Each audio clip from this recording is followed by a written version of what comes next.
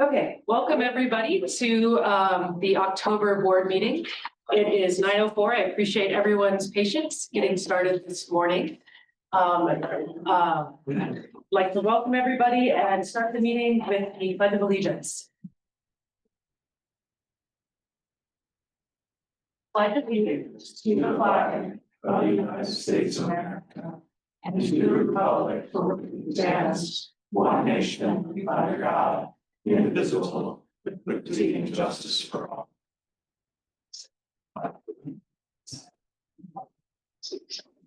Okay, the next thing I would ask for is the agenda review and approval. So moved on the motion, and if we get second, I have a comment. Okay, Second. go ahead, Colin. What I'd like to do is request that in executive session, I have a question on resolution 2025-17. I think it needs to be asked in executive session. Okay. The capital credits, please. Go ahead, Tim.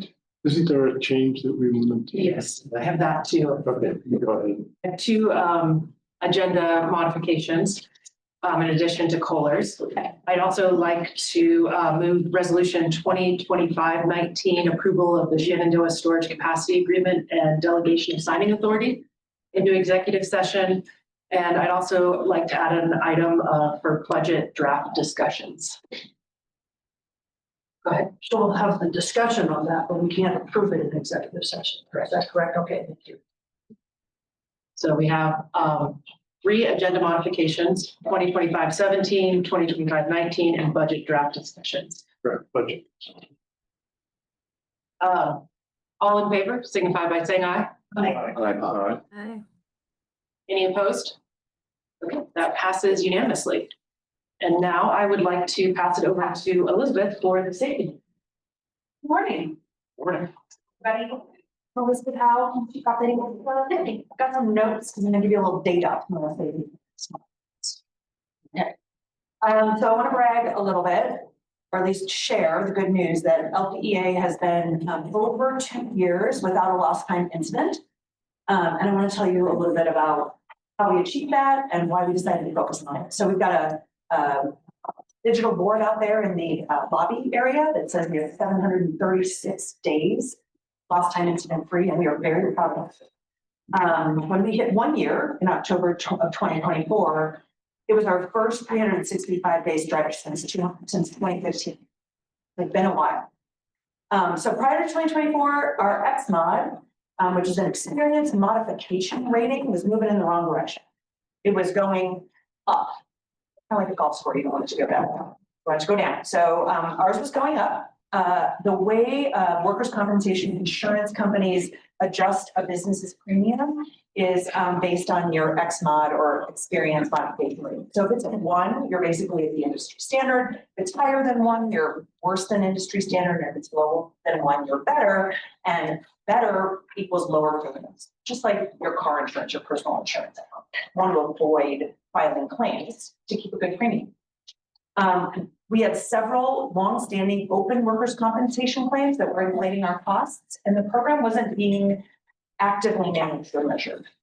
So that's kind of why we decided to focus on it. Frequency and severity of incidents were higher than industry average. Employees were stranded in the workers' compensation system. It can be very challenging to navigate that and close out a claim. And I don't think anybody will remember this, but in 22 and 23, those 2 years combined, we experienced 22 medical and 6 indemnity.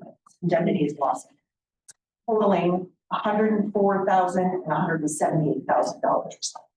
So those were the reasons why we decided to focus on this program. So what did we do? Well, we decided that what gets measured gets improved.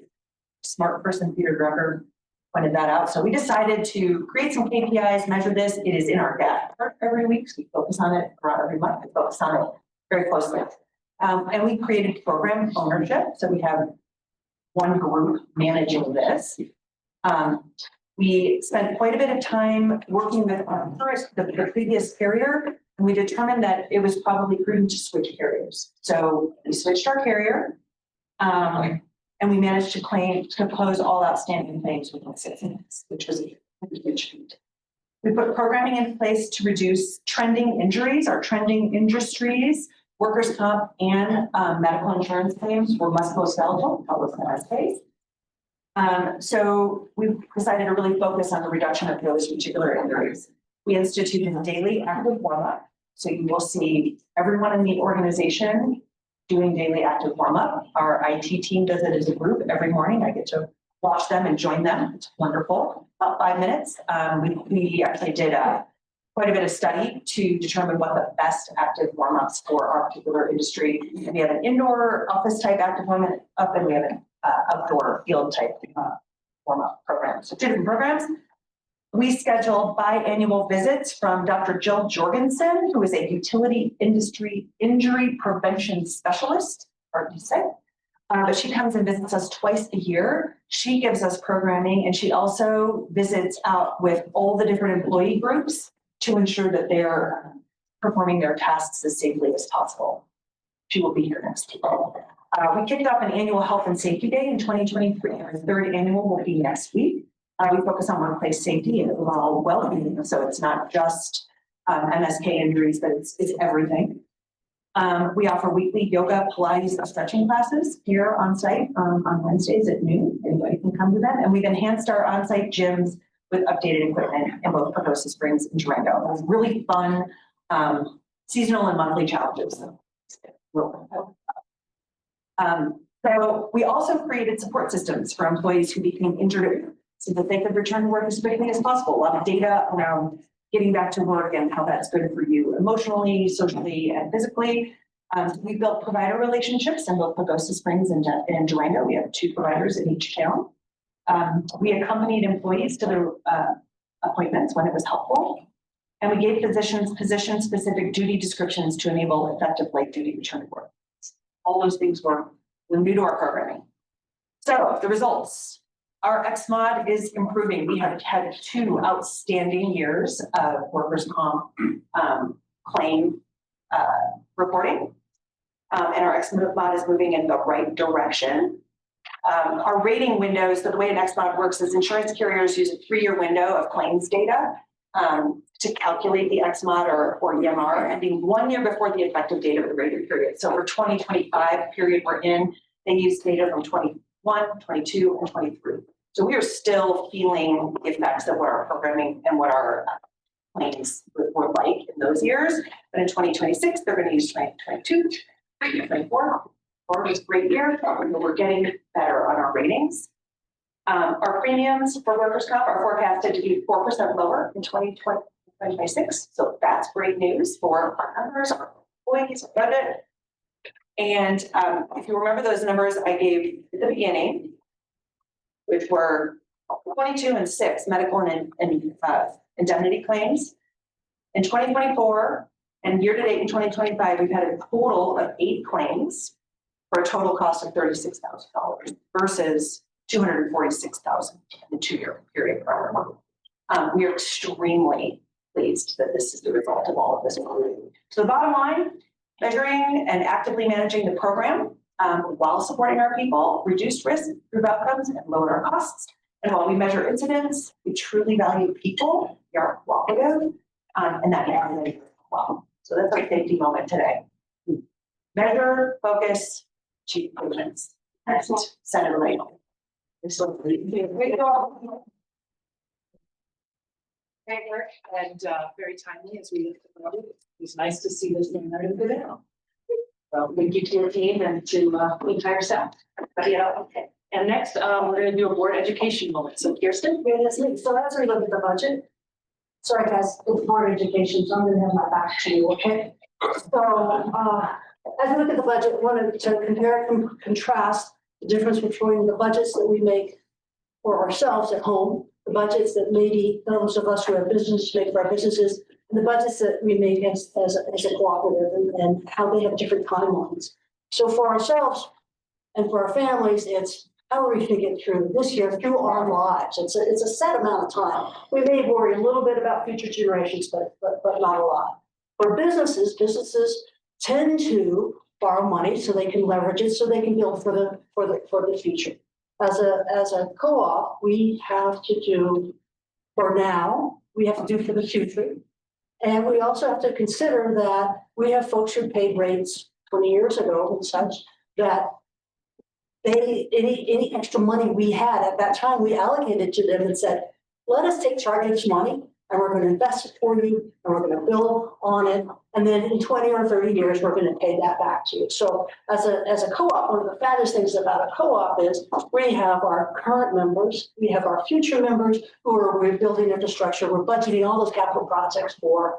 And we also have our past members who are sometimes also our current members, and we have to juggle that or balance all that. So just a reminder as we go into budget that it's not just now, it's not just the future, but it's also the past. Thank you for that reminder and bringing to light that nuance of the cooperative model. The next item on our agenda is member comments. So Graham, if you could introduce that for us, please. Thank you, Nicole. The board encourages comments about the cooperative from its members. The board will take all member comments under consideration, but will not necessarily provide a response during the member comment period. Board asks that each participant's comments pertain to cooperative business. Those wanting to address the board during the public comment period are granted 5 minutes to address their topics. And as you may have noticed last month, we have a timer that will be visible up here. Whether you're commenting online or you're commenting in person, you should be able to track your time on this screen up here. Lengthy comments to the board should be submitted in writing. Formal complaints must be filed in writing and submitted in compliance with applicable board policy. Comments from the public will be directed to the entire board, not to any individual. No personal attacks shall be allowed. Failure to follow these requirements may cause the public comment period to be terminated. Copies of our cooperative policies and procedures on public comment and filing complaints are available on the cooperative website. Okay, thank you, Graham. We'll just kind of go back and forth between in-person and online, and I will start with in-person. If anyone who would like to make a comment. Okay, can you please say your name and what district you're in? You know. My name is Bill Hutchins and I'm from Bayfield. And my emphasis is on the whole issue of fossil fuels and CO2. There's been an emphasis to eliminate fossil fuels because they produce CO2. Therefore, war has been declared on CO2. I'm going to read 7 facts and 2 opinions. And I'm going to give our CEO and the board members each a book to back up my facts.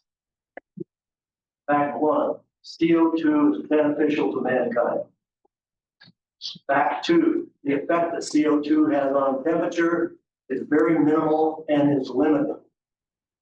Fact 3, CO2 is now about 420 some odd parts per million of greenhouse gas. Fact 4, the other 999,580 parts per million of greenhouse gas, consisting of about 95% water, traces of ozone, methane, and nitrous oxide, have the most effect on Earth's temperature.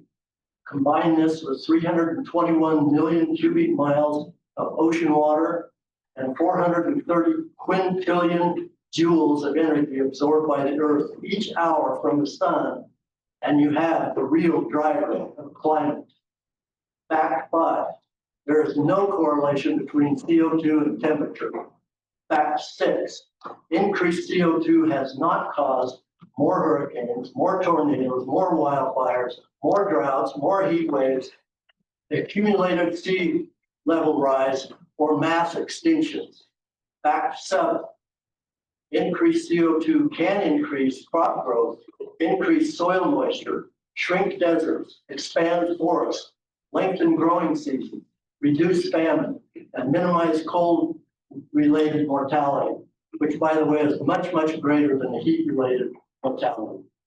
All of these facts are well documented with pure data in a very convenient warning book by Gregory Wrightstone that I am providing to Chris Hansen and 12 board members. Now I'll have 2 opinions. Opinion 1, the most likely justification for declaring war on CO2 is to reduce population, because doing so has been proven to be detrimental to the human race. And the other option is that maybe it's to make money. Some $4 trillion has been spent in recent 10-year period of time with no effect on temperature and no reduction on CO2. Some European countries nearly destroyed their economies trying to meet net zero goals, resulting in net zero benefit to the citizens. Opinion 2, because we are sitting on a massive Mangus shale natural gas deposit, the only wise, cost-effective, and clean solution for energy independence, which was originally the goal, remember, would be to attract investors to build modular natural gas generators on Nevada County property or tribal land.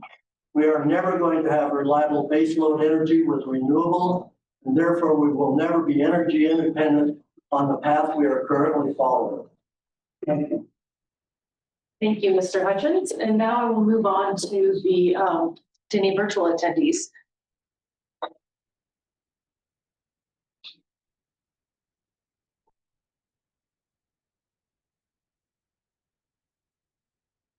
I will start with Ann Markward. Markward. Go ahead. Yes, hi, everybody. I'm Ann Markward, and I'm here to mostly commend LPEA for the great job you guys have been doing. I have a home in the North County as well as in town, and I have to say, I'm amazed at how quickly downed lines or timber problems, etc., are immediately resolved by you guys. I get a notice that power is out, and I almost immediately get a notice power's back on before I could even register the first. And I really appreciate the attention to detail you guys are giving.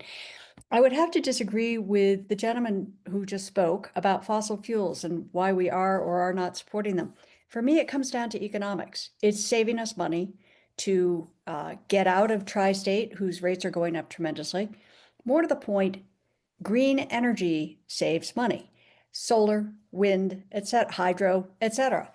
And that's because energy is basically free once the infrastructure is paid for and the transmission is paid for. But the vast majority of it, there was an interesting article in the Senate, US Senate, very recently by White House, who said that the costs of energy are actually due to go up for the average American over the next few years because the administration has decided that reliance on fossil fuels is the only path forward. That's crazy. I appreciate LPEA for the very active stance you are taking to protect our membership from increasing dues.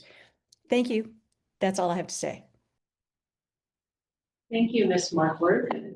I would like to take any comment from here in the House. Go ahead. And can you say your name, please? Sure. My name is Lori Keck. I'll be very brief. I just want to thank the board very much for getting out of the tri-state contract. It gives us the freedom to get our energy from where it makes the most sense. And I just think it was the right decision. So thank you all for making that decision. Where are you from, Ms. Keck? Durango in the city. Thank you. Okay, now we're going to move, we'll come back and we'll go to Zoom. I have got Mr. John Purser.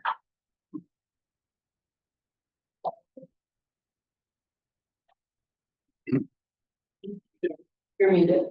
Sorry, it took me a minute to unmute. On today's agenda, I see that we have reform of election policy. Now, it's difficult for me to comment specifically on it because the proposed changes are not available to the members. Also, there is no recording available of the policy committee, so it's difficult to review that.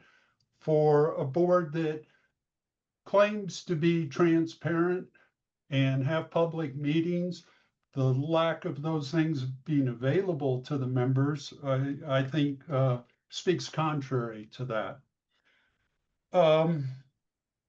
So I'm kind of familiar with the last 4 or 5 election cycles, and I wouldn't argue that there's need for reform. What I would suggest is that reform is pointless when the board does not follow the policies they have. Twice in the last 5 years, the board of directors have had to, or supposedly had to change bylaws mid-election cycle due to, well, the reality is because they didn't follow their own policy in Policy 107 that specified the timeline. In both those cases, the timeline was clear in policy and the board failed to do so. State law. State law is directly quoted in our policy, yet the board failed to give proper notice of election on 2 occasions in, I believe that was 2023, even though they should have known, seeing as how I emailed them the exact text out of state law and in policy 107. They didn't give proper notification until I filed the complaint with the Attorney General's office. So, and then our election supervisory committee that operates in secret. And I watched the ballot counting 2 years ago. I left after an hour because I was so disgusted at the procedures. They couldn't answer basic questions such as who collected ballots from the drop boxes and where had those been stored. Our policy specifies that those things should be controlled, and the ESC should have known. I described the ESC as being suitable for a homecoming queen election, maybe. They move ballots around. They were using sticky notes on the fly, moving ballots from one place to another, contradicting each other. Like I said, after an hour, I was so disgusted I left. The very professional company that you hired to manage the elections had to borrow a pocket knife in order to open ballots. Anyway, so my confidence in this board changing the policy, election policy at this point is very limited.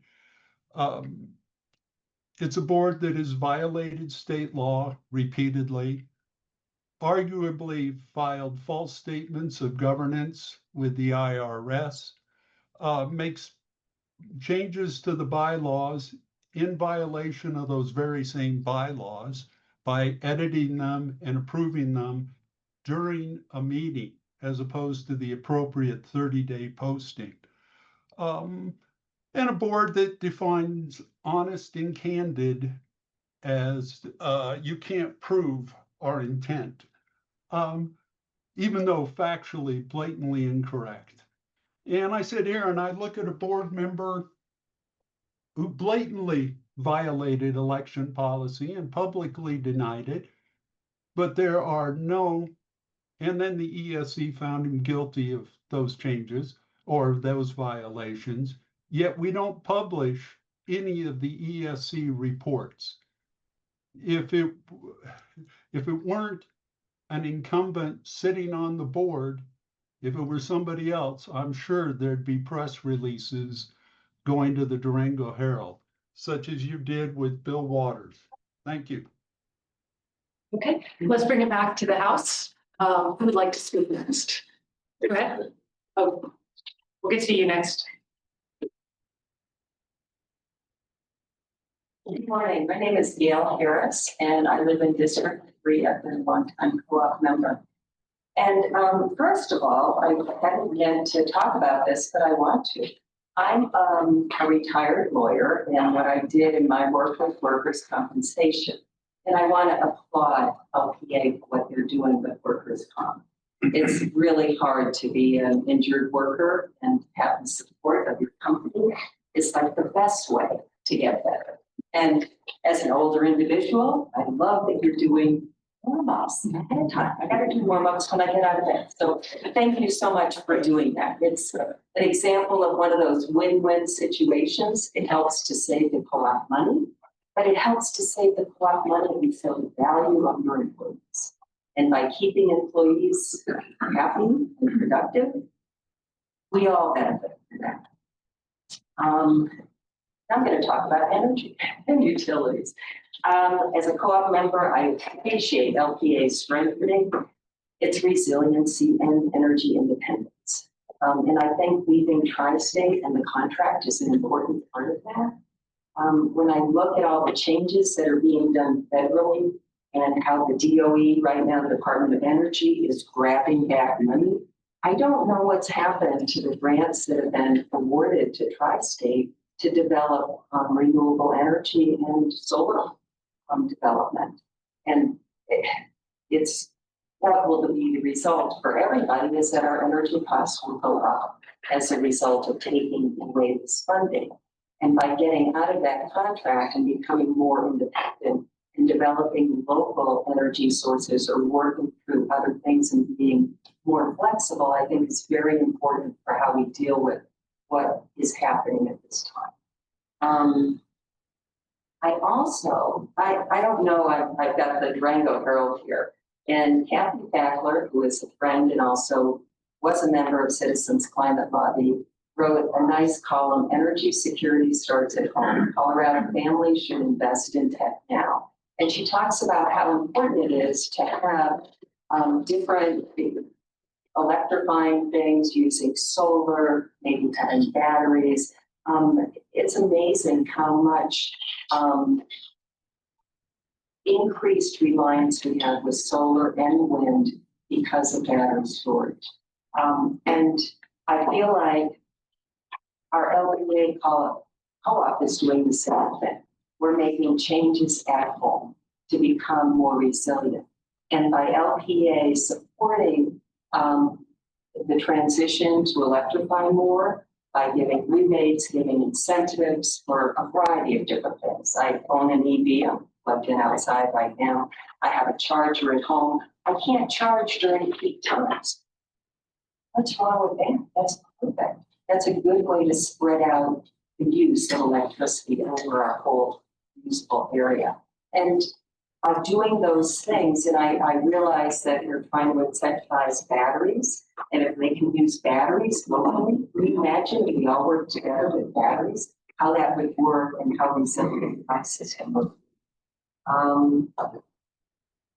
I also like that, Chris, you're going around and talking to people and setting up meetings. I think that's very, very important. I agree with John Purser. I think transparency for a co-op is essential. We're all members and we need to know what's happening and we need to know what's going on.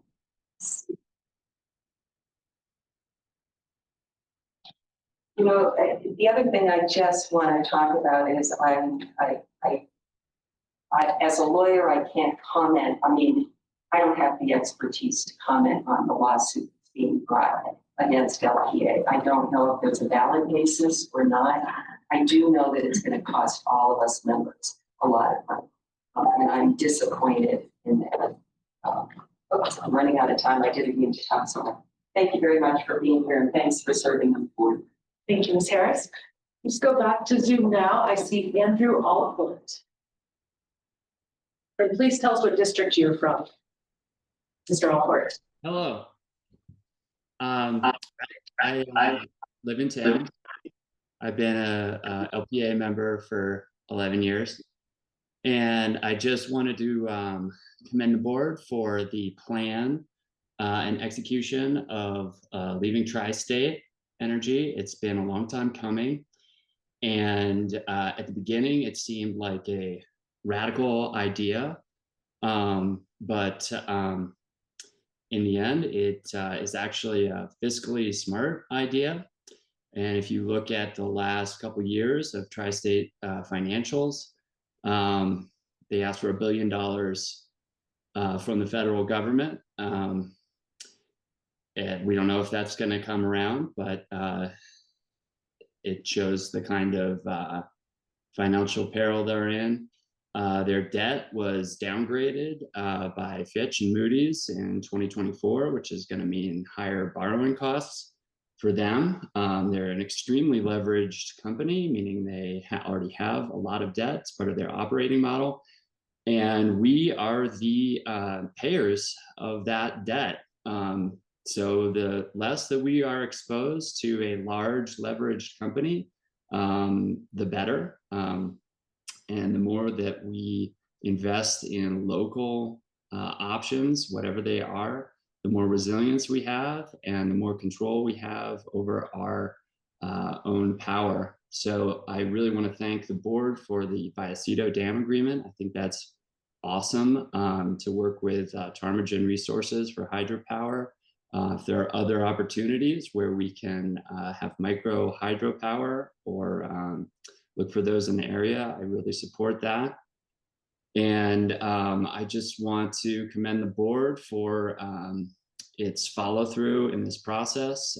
They've faced a lot of obstacles, and I really think they've done a good job being as transparent as they can. And let's just move forward and not rehash this decision, but just come to grips with where we are and where we're going. Thank you so much. Thank you, Mr. Alport. Yeah, Ronald, I think I'm in District 2. First off, your safety is great. I know we tried to get something that nature. We stopped measuring certain things that you're measuring. I think you'll get there because you start performing to that measurement instead of the actual goal of safety. But still, that's a heck of an accomplishment. Good job. I'm glad you're doing that. And then Dan, thank you for following up on my parents' house, but there's still a problem there, or I should say the problem hadn't been resolved. And I think that when Platte Electric has data, which Dan showed, where there's a big spike in power at 8 or 9 o'clock at night, and the house is vacant, somebody didn't run over there and charge their Tesla at 8 o'clock at night. Something happened. I don't know what, and I'm not willing to pay $100 for you to come out and check it out when it's clear there's an issue. Your own data shows it. I don't think we should have to pay for that. Something else I think that Platte Electric needs to consider, and some of the members here, is, our U.S. government is still, what, $3 trillion, $4 trillion, maybe, depending on who you talk to, spending more than what they're taking in. So a lot of these subsidies all over are got to get cut, or our taxes have got to go up. So what do you want here? I mean, LPEA is getting out of tri-state because they've got a lot of debt. Well, they're just making a mini tri-state by going into debt themselves, so they're going to have a highly leveraged small company. And you're worried about government mandates, you better be, because we cannot continue to live as a country by going into debt further and further and further. It's got to stop. So either taxes have got to go up, or we have to cut spending. It's that simple. So everybody needs to realize that. And I really think the lawsuit is a good thing, because it's going to expose how you guys totally violated your bylaws. There's a sentence with a period that you can't sell more than 10% of your assets in any 1 year, period. What's hard to understand? I mean, you're buying yourself out of your debt and the assets of Tri-State. Just have the election. You'd save yourself and your members a whole lot of money by just having an election. Durango voted in a walking bridge next to a bridge with walking lanes on each side of it. You don't think they're going to vote for you guys? Of course they are. Just follow your bylaws. And then I would like maybe the board or some of the board have different meetings in their area. Maybe, the representatives for each district to have open meetings to let the public ask them questions on record in front of a crowd about removing or leaving Tri-State. Thank you very much. And again, great on safety. Thank you, Mr. Ruggles. Back on Zoom, I'm going to go with Miss Diana Boudreau. Can you hear me? Yes, ma'am. Good morning. My name is Diana Boudreau, and I live in Bayfield. I too want to commend LPEA for the speedy notifications and action to repair when power does go out. We thank you very much for that. But this morning, I wanted to ask about something I've recently noticed, and maybe you can help us understand.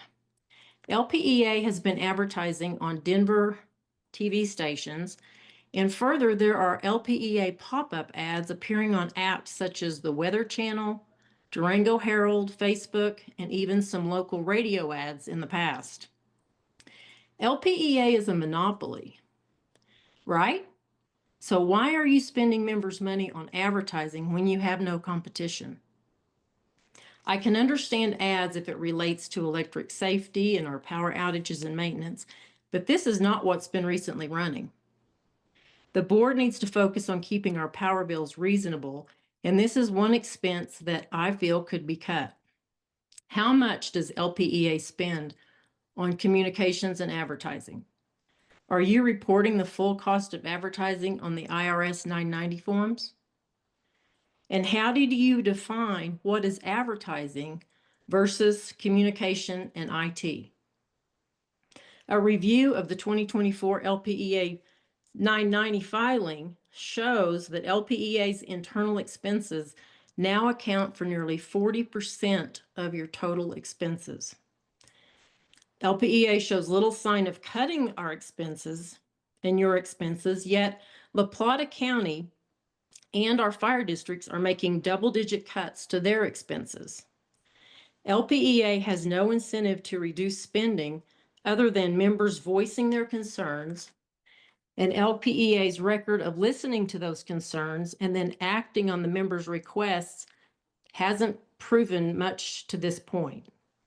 LPEA needs to be fully transparent with their financial reporting. They stopped publishing their filings in forms, well, their IRS 990 filings and their Form 7 filings on their website several years ago. Can you tell us why that happened? Members should have full access to the LPEA financials without having to submit information requests to the board. It seems like LPEA doesn't want their members to see their financial details. I request you limit spending on ads and return to publishing your financials. And again, I thank you for your commitment to full transparency and your service to our community. Thank you very much. Thank you, Ms. Boudreau. I will go to, actually, that's Yeah, my name is Dave Peters, I'm a member of District 3, but obviously you know that since I had to spend all my personal information to get in here. It's been about 4 years since LPEA started adding a peak demand charge to members' bills. I believe it was estimated to add about 5% to the average member's bill. I think I was in a board meeting when you're discussing it, and estimates are around 7, so somewhere in that realm. A review of my bills showed the demand charge, peak demand charge, being 17% of my total bill on one account. Also, this amount was nearly the same for my during high and low month usage for myself. Another account where I have some solar generation, the demand charge is over 35% of my bill. This is a lofty amount. It's probably the biggest effective rate increase in LPEA history, yet doesn't show up as part of the electrical power rate. The peak demand charge disproportionately impacts members with solar indoor electric cars. I have a friend who said their electric bills didn't go down much after installing a solar system, and they're not too happy and wonder why. This charge is having the unintended consequences of reducing the incentive to convert to green energy. Further, I note that there's only a couple co-ops, electric co-ops in Colorado, that have a peak demand charge. So this concept in Colorado is not widely accepted and used. LPEA, maybe you have, maybe I missed it in the past, but LPEA should provide information and analysis on peak demand usage, the change since the peak demand charge was added. I have my doubts if the demand charge did much to decrease peak demand. Most people just pay their bills, say, oh, it's too high, and don't review all the lines on their bill. I think what I believe you call the time of day usage program, and 4 years ago it was used by, on your website, 10% of the membership, is a more effective way to lower peak demand. Members who use it opted in, so it was their view they could reduce their bill by changing when they used power. And so they did it to lower their cost. Unfortunately, I'm hearing this time of usage program is considering being discontinued. If this is true, I think the board and staff need to discuss time of use program and the peak demand charges and ask members for input. Trying to balance keeping peak usage down, keeping costs to all members fair and reasonable is a challenge, I understand, and worthy of an in-depth review. Thank you for your time. Thank you, Mr. Peters. Now we're going to go to Ms. Darcy Hitchcock online. Let us know what district or where you get your power. I live in Durango proper, so does that make me District 3? I don't really know. Sorry, I don't know that. But anyway, I just wanted to thank the board so much for your leadership. I know you've gotten a lot of flack for leaving Tri-State, but it's going to end up saving us lots of money on our energy. And you've been creative, like the deal with Viacito. What you're doing is you're giving us much more control over where we get our energy, and more of our energy is produced locally, which then helps our local economy. And so you're saving all of us money and also improving our carbon footprint, even for people who may not care about that. I did have a question. I was curious if you're looking into vehicle to grid charging capacity, like Gail Harris, who spoke earlier. We also have a plug-in hybrid and an all-electric car, so we can help you stabilize the grid if you get to a place where you will allow that sort of two-way bi-directional charging, is I think what they call it. I also wanted to thank staff. When we first put our solar panels on, I was thinking we should probably check which plan that we were on, but before I got around to it, I got a call from your staff telling us that we could save money by doing something by switching our plan. And my latest bill that just showed up today was $8.49. So thanks for doing such a good job. I really appreciate it. Thank you very much, Ms. Hitchcock. And now here, go with you in the back. Hi, I'm Emily. I live in District 3. I first want to thank LPEA for hosting Co-op Month. I think it's been a really great way to engage the broader community who can't make it to these board meetings. And I myself have learned about these from Herald ads, so I think that these member engagement efforts are really vital to successful co-op that reflects this member wishes. So I want to thank you all for that. And I also want to express my excitement for the future of our power supply. Leaving Tri-State was one of the best decisions. It's also an irrevocable one, so I'm excited to see what we're doing moving forward. I'm also really excited about the financial savings that come with that. I know we're going to have a 10% reduction in our blended cost of power since leaving Tri-State. That begins in April of 2026. And then also Tri-State is raising members' rates in January by 7.5%. So that's almost 18% cheaper once our contract ends in April. And the savings also go beyond the rates, but also extend to the old exit fee. So back in 2021, Tri-State claimed that we owned $489 million, which was a very inflated figure. And it was meant to trap co-ops into long-term coal dependence with them. And thankfully, LPEA and the FERC, the Federal Energy Regulatory Commission, disagreed with Tri-State's figure, and now this has been reduced to $106 million. That's a huge reduction and far lower than that all bloated exit fee. On top of the financial savings, LPEA new power supply has the ability to better support our local community. We've heard a lot about the Vicedo agreement, and I think that that is just a great way to put dollars back into your members and your member community, as well as Sunnyside Solar. Finally, leaving Tri-State and its $4 billion coal debt allows LPEA to have a more responsible electric supply for our climate.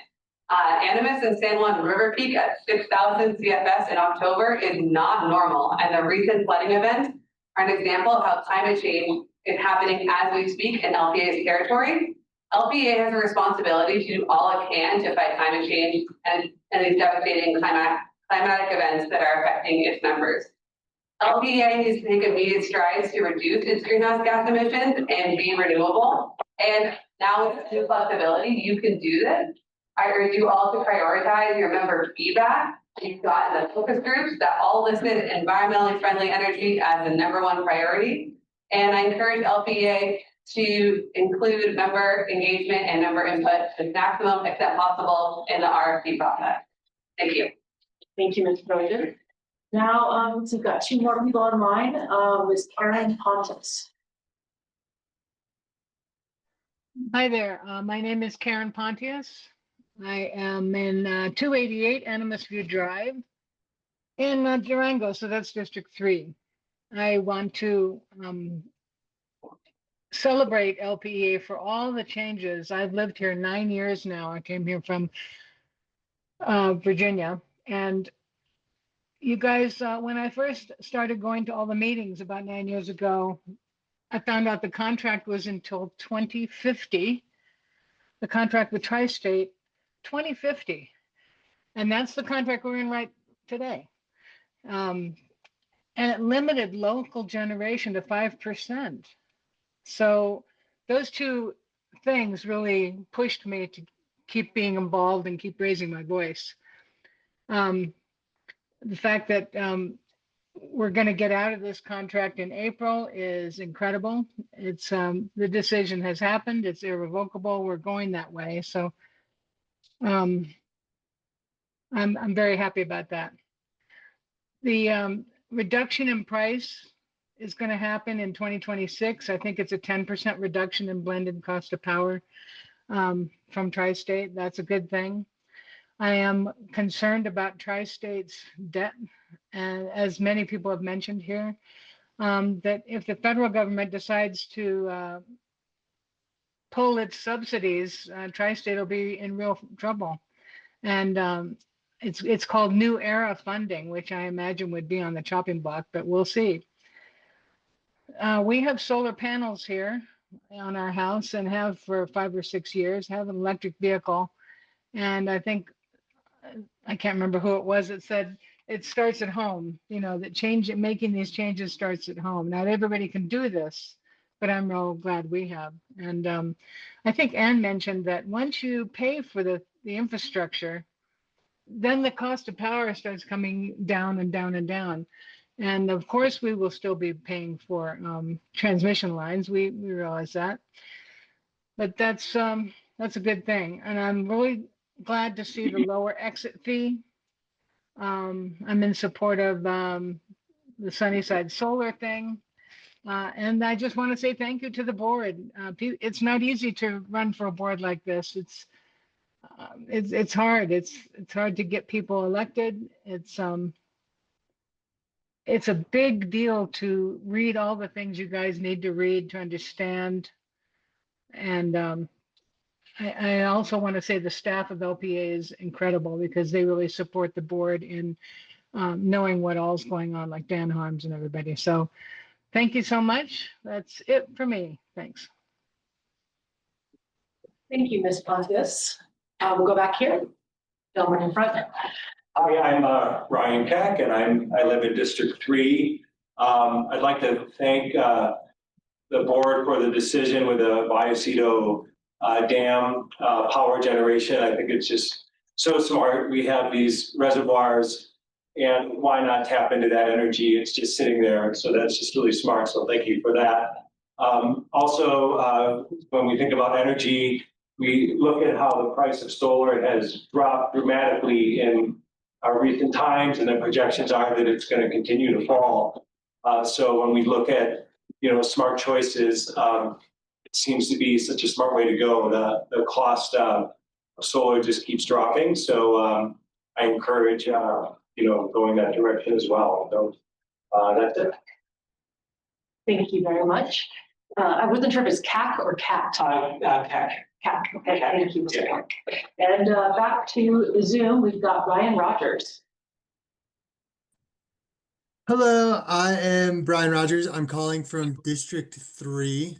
I just want to start by saying thank you for keeping our power safe and reliable.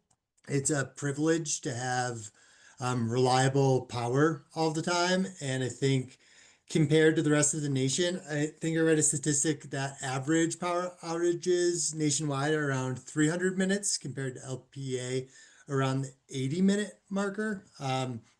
So yeah, I want to start with that and acknowledge that through leaving Tri-State, that was a difficult decision from the board and being able to weigh that out, but showing that I believe over time their debt situation will eventually require some sort of government bailout. So I think we're essentially staying with Tri-State, would have required some government intervention eventually, and being able to be more independent and on our own, and not saddled by all of the reclamation costs of their old liabilities and assets. And this just shows by seeing our cost of power and the increase in rate increases for power that Tri-State is putting, I think, a 7.5% increase in 2026 compared to our wholesale power, I believe, was a 10% reduction over the next 2 years. And that cost differential will allow LPEA, hopefully, to invest in more local energy generation. So I'm just encouraging you all to continue to invest in more projects locally, stirring our economy locally and finding renewable clean energy sources to improve air quality and to continue to ensure that we have safe, renewable, cheap power, and continuing to invest in the grid using those cost savings. And thank you very much for all the outreach that you're doing this month for people who can't take this time to attend your meetings. So thank you all very much. Have a good day. Thank you, Mr. Rogers. I'm glad I came to this meeting. Oh, sorry. I'm Ann McCoy Harold. I live in Ignacio, District 2. I'm glad I came in person because it let me see what looks like swag bags appearing at your seats before you got here, Molten. It seems the Nevada Electric has spent some time to meet Colorado's emission standards. Why? You're not directly affected. You don't own or operate a fossil fuel power plant, as far as we know. You might have to buy power from possible suppliers, but that puts our direct cost at a second tier. So why, right? Why'd you do this?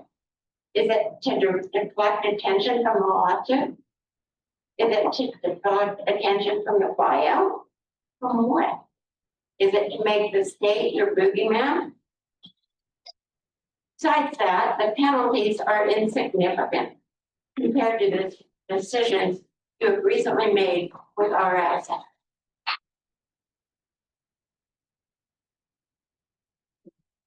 Thank you, Ms. Harold.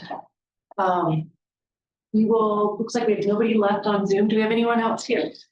My name is Deborah Lycan. I live in District 2. You've heard a lot from District 3, so it's good to hear from District 2 people. I just want to thank this board for their courage to leave Tri-State. I think it's also an honor to be part of a co-op that's so, I've never attended one of these meetings, but it's amazing how much you listen and how much input you allow from members. I think we have a representational kind of government here where board members are elected by their districts. Sometimes in an election, your voice is not the dominant voice. It's in your district or in your area. And I think that's what democracy means, is that sometimes your voice is not the dominant voice and you have to go with what the dominant voice is.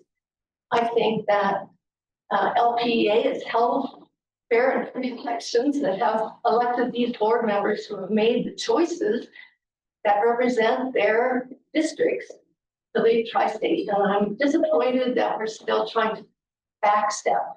We need to move forward towards a better future rather than trying to move backwards into a future that's into a past that's really not a solution.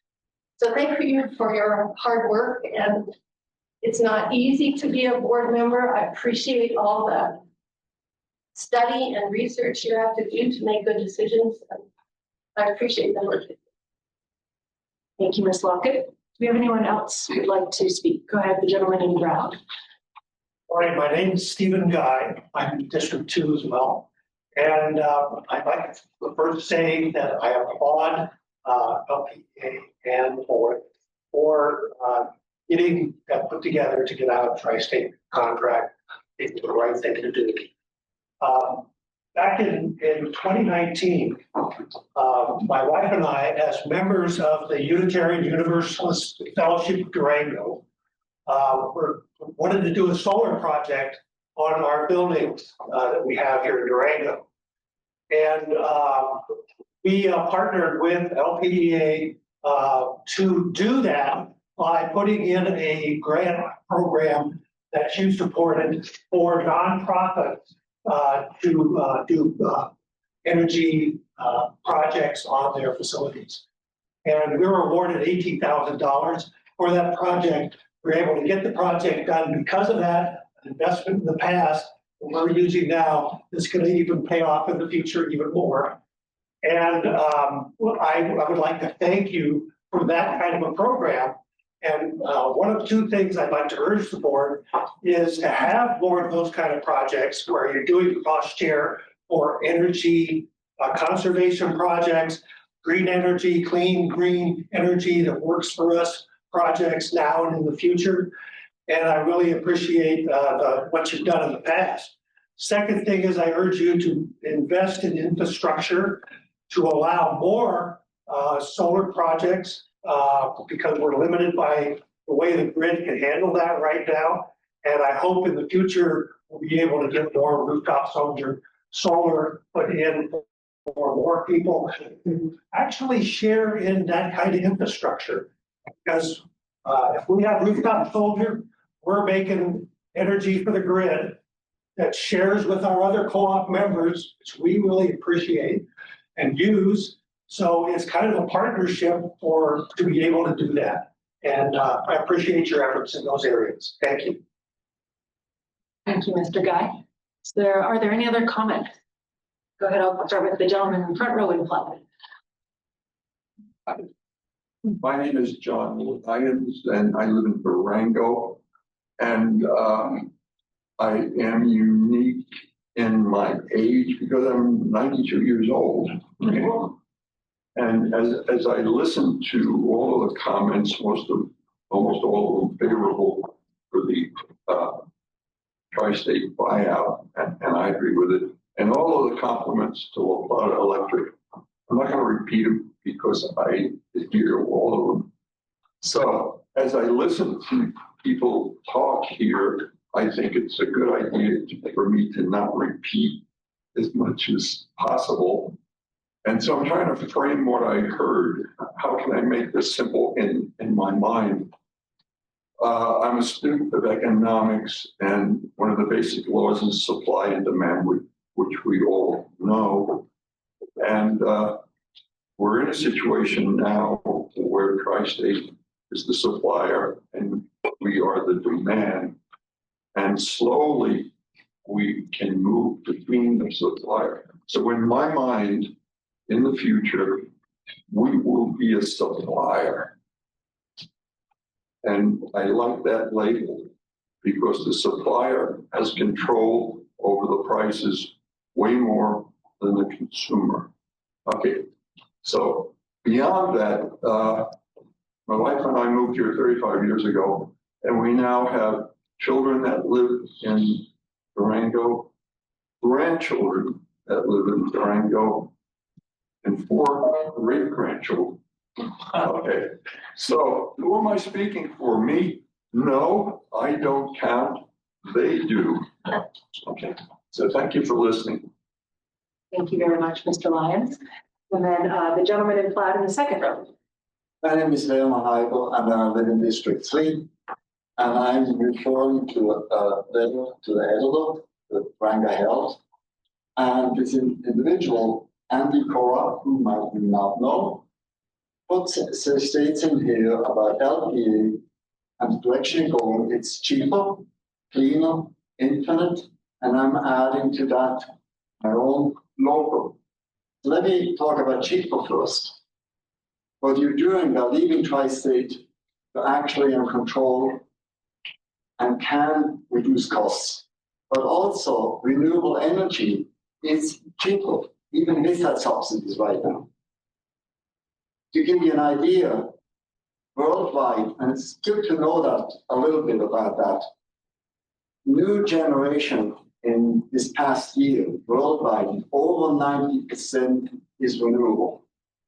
Because it's cheaper, shorter implementation time, 2 to 3 years, gas-fired power plants at least 5 to 6 years, atomic power plants even longer, 10 years or more. So that's the cheaper. Cleaner, it's obvious that renewable energy is cleaner than fossil fuels. Infinite, what is more infinite than the sun? 100 million years, 500 million years, maybe a billion, then it keeps on shining. And it's available all the time. The last aspect is local. And as you can notice, I have an accent. I'm here now almost 60 years in this country, different places. But I really realized in the States, including especially here, that there's an independent spirit here and self-sufficient spirit. And that's what you represent as a board. Independence and self-sufficient serving our local area. In difference to Tri-State, who is a corporate entity who is not efficient. I don't want to go into Tri-State. But, so I want to congratulate you for the direction you're taking. I encourage you to use the savings you get for optimizing our systems, microgrids. And again, what is better to have a board here to talk to each individual of you many of you have talked to over the years, instead of a board up in Denver with whom we have absolutely no contact. So thank you for what you're doing. Thank you, Mr. Van Heidel. Go ahead, the gentleman in the blue plaid, front row. My name's Robert Winslow. I'm in District 2. I've been a homeowner here for 44 years plus. And I just want to congratulate the board on their decision to switch to Tri-State. To me, it makes a lot of sense, economic sense, and that rather than spending tens of millions of dollars out of the county, let's keep it in here. And once we get to April 1st, I think it is, our rates are going to be going down as well. So I like keeping the economy local and seeking with other partners within the Western Slope as well. So I just want to again encourage and thank the board for tri-state and going into there. Okay. Thank you, Mr. Winslow. Do we have any other comments? And the lady with the bag. My name is Melissa Ray, and I am in District 3. And like this gentleman, 92-year-old here, who said he didn't want to reiterate all the comments that have been before, I plan to do that. But I want to start out and say that I commend the board, present and past, and our former CEO and our current CEO for pursuing the buyout, the LPEA. I guess we will find out whether it's the right decision as we move forward. But I will say, this is going to seem a little like I'm patting myself on the back, but I'm really not.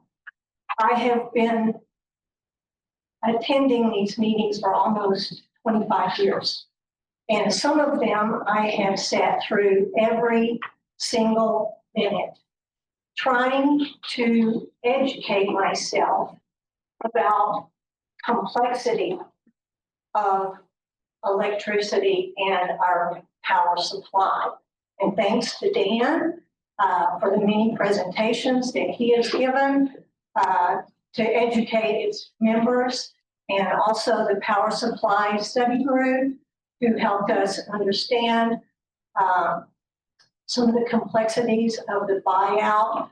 I feel like I'm a much more educated member, and I can speak, I think, to some of the decisions that you've made. And I think some of the people who haven't spent as much time listening to the information don't understand. So it takes a lot to understand the decisions that the co-op is making. And I can attest to that because even after all the time that I've spent, I still don't get it.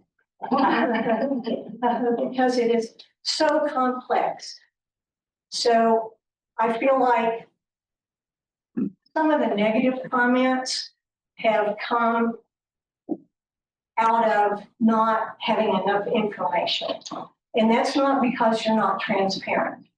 Tri-State is not transparent. We know this. Years ago, some of us said we felt like Tri-State was making some poor business decisions. And our member representatives would come back and supported those decisions.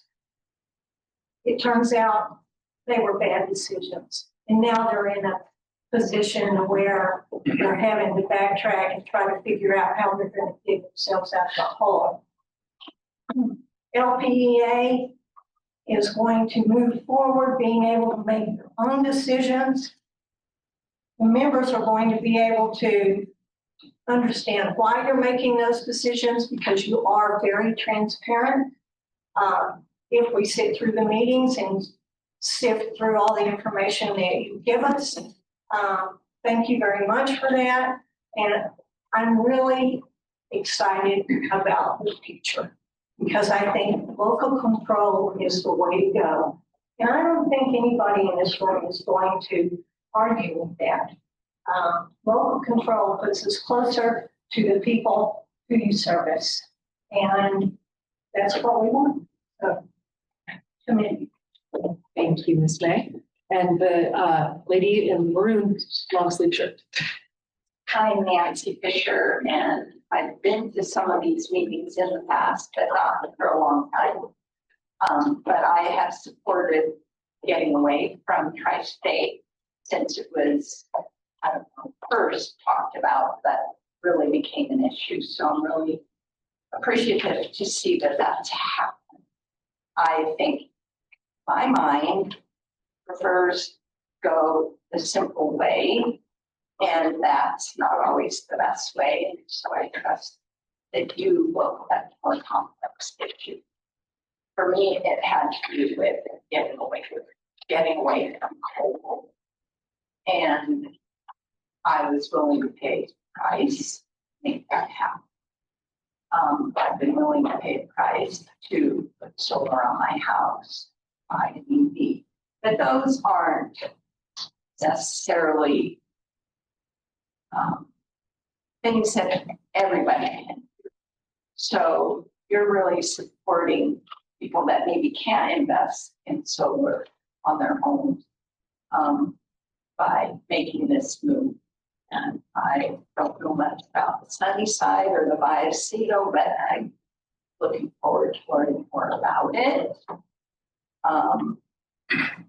And one comment about improving the infrastructure so that more people can put solar on their homes. Maybe that's another approach, or maybe these other solar installations, like I guess is what Sunnyside is. We own solar farms. So I'm done. Thank you very much.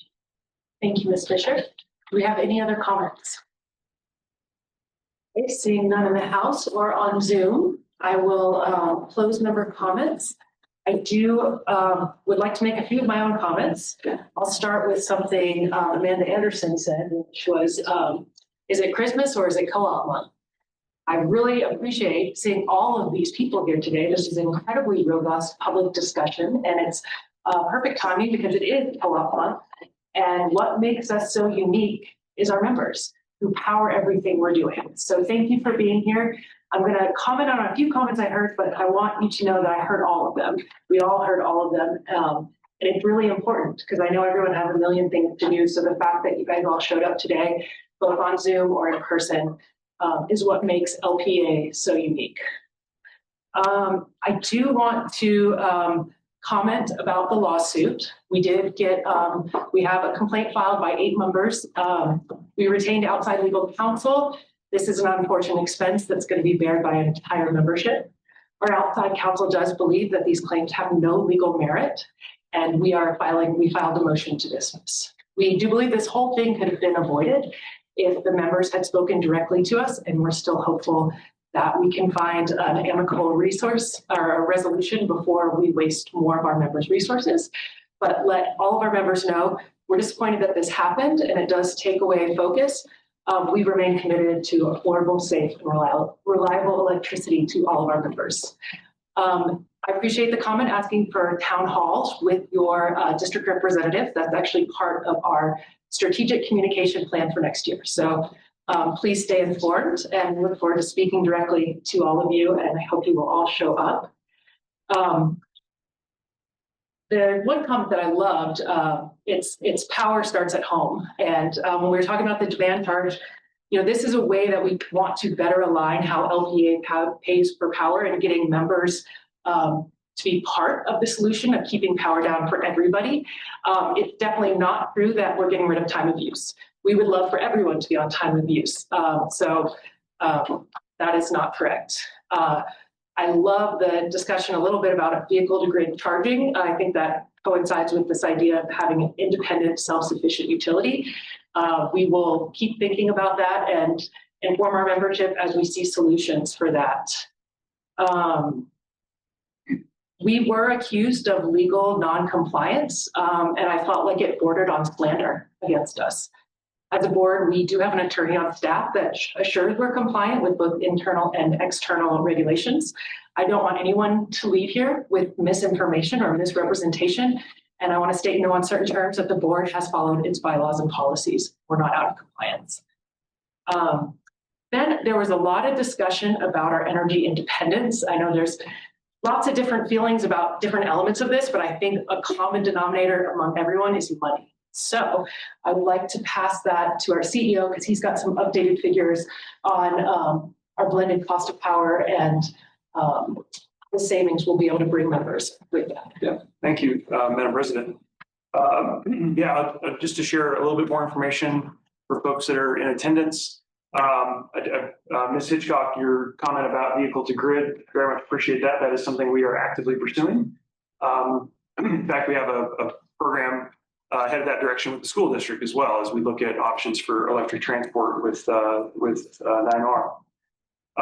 Ms. Harold, you had asked a question about why do we need to comply with the CO2 reduction requirements. That's because state law requires all utilities in the state of Colorado to reduce their emissions by 80% by the end of the decade. So that is a state law that applies to all utilities in the state of Colorado.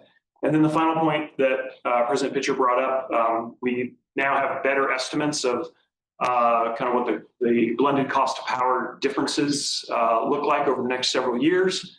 As we've previously shared with the public, our wholesale costs, blended costs are going to come down by about 10% starting on April 1st under our contracts for 26 and 27.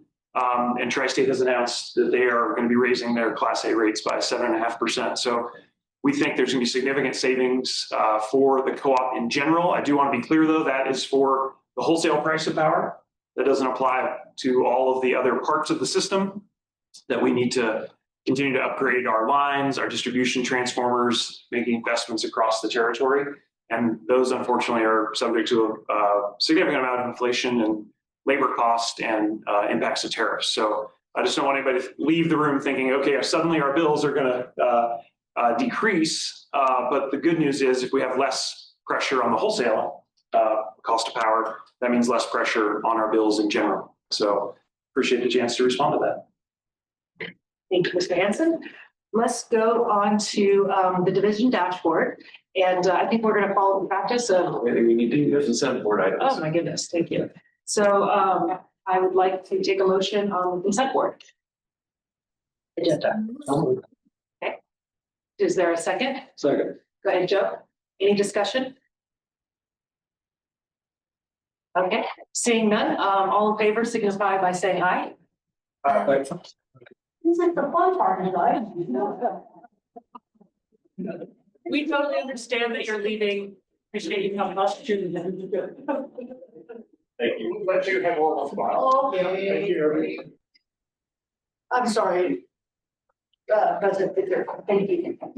Okay, so now we will move on to the dashboard, and what we're going to do is have our CEO present the dashboard, and then we'll save all questions till the end.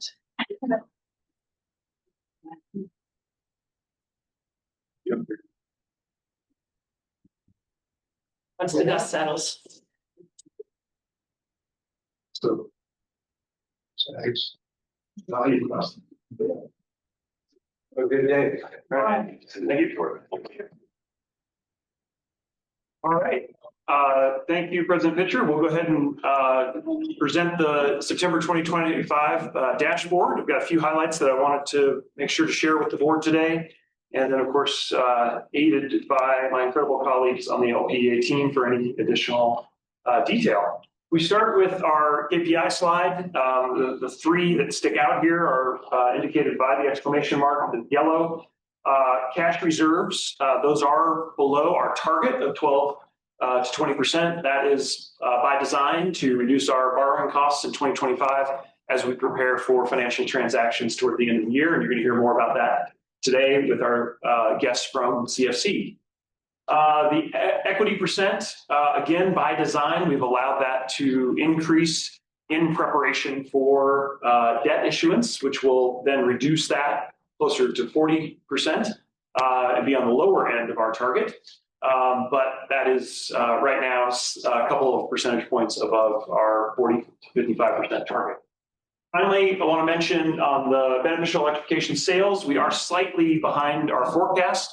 You can see there about 5,000 kilowatt hours. But the good news is we've had some really nice uptake in heat pump technology across the service territory. So we're expecting that to really rebound as we get into the heating months of the year. If you look in the appendix, you can see that bump in new heat pumps that was coming forward in August and September as people prepared for the heating season. And so we're confident that that gap will close as we get toward the end of the year, but we're slightly behind the target at the moment. So those are kind of some highlights from the KPIs. On the next slide, Wanted to highlight some really positive results. We did a comprehensive integrity and safety checks of our oil in our substation transformers. I know that gets everybody out of bed in the morning, but very important. Think of it like checking your oil in your car. If you still have oil in your car, you've got to make sure the oil is clean, and the oil actually is kind of like taking a blood test. You can, too much cholesterol, you got a problem. Same thing in oil. If you've got dissolved particulates or gases, there are some problems that you need to address.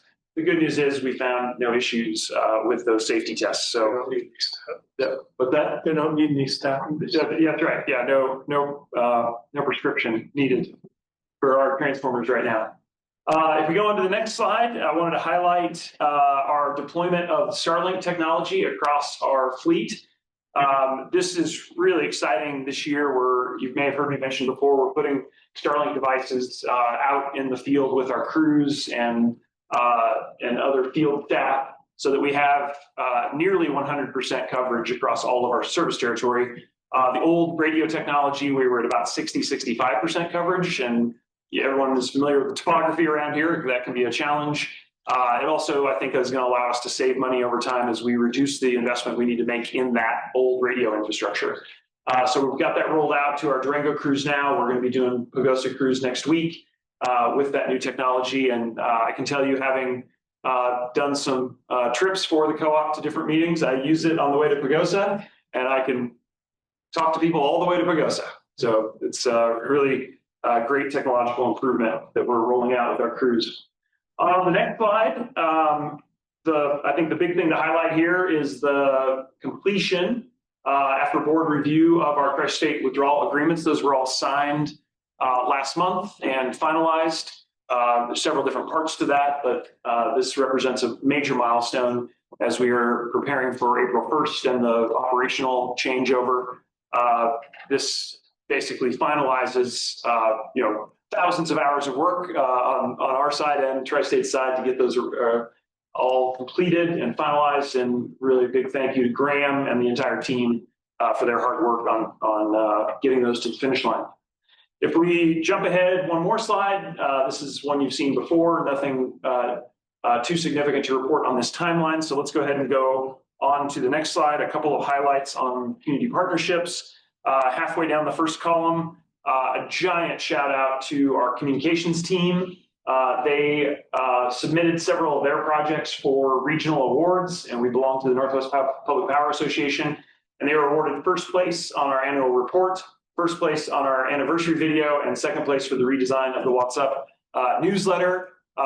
So just continued excellence from the communications team, and really love how they're driving member engagement. We're just seeing continual upticks in our members responding to our various forms of communication.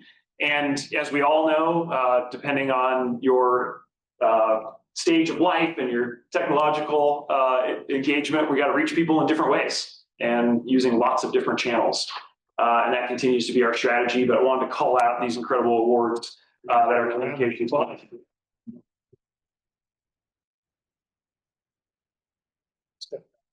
Yeah, just the wrong time, believe me. We'll record the applause for her. The final thing to mention is the final bullet point check mark on the first column. Lots of changes, of course, in the federal tax credits. We all are aware of that from news sources and our previous discussions. So we're really trying to communicate clearly with our members so they know what's in place, what maybe has changed, what they can stack and use in a combination to get a project done at their home or business. And this, of course, is really going to help us to continue to drive beneficial electrification across our service territory. On the second column, you can see a number of places where either myself or staff members heavily engaged in different fora, both locally and regionally. All right, on to the next page. Thank you to everyone who joined me for coffee in Arbalese, right across the street from Dusty's place. I got to see his hayfield. It's a very beautiful hayfield. I just want to make sure, yeah, no cows, stuff. Yeah, just growing hay, for somebody else's cows, perhaps. Yeah. But it was great to get to Arbalese. We were at the Terra Community Center and really enjoyed getting to see folks in that part of our service territory. And also now that we finished our surveys with NRECA, there were really two ongoing member satisfaction survey, which we're starting to compile the results. And then we also did an interruptible impact of service interruption survey with some of our larger customers and got feedback from them on different aspects of our reliability. So 2 surveys completed in the month of September.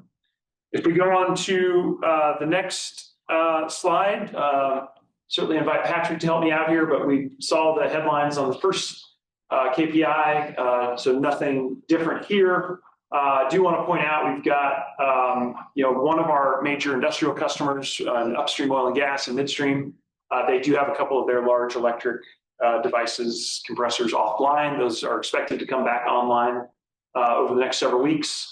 So that definitely shows up in the results when you have kind of a large single customer and they've got some equipment out that's big enough to show up in our results. But overall, September, very strong financial results and maintaining a good cash position as we go into the end of the year financial transactions.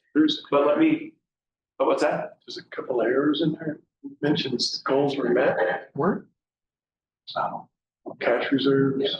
Oh, yeah, that's right. You've got the wrong change exclamation mark. Yeah, we'll get that adjusted. Thank you for pointing that out. We got it right on the first page and it didn't seem to translate to this page. But Patrick, we'll turn to you, see if there's anything you want to mention. Yeah, I can be quick.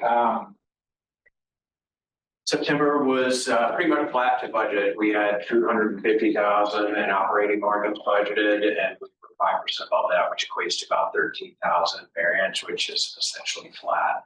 As Chris mentioned, revenue was off 12% on large industrial, 7% for small commercial, and 6% for residential, offset by cost of power. Operating expenses were better than budget by about 1%, and other expenses were worse than budget, driven by some depreciation and some interest variance. So that boils down to that 13,000 number.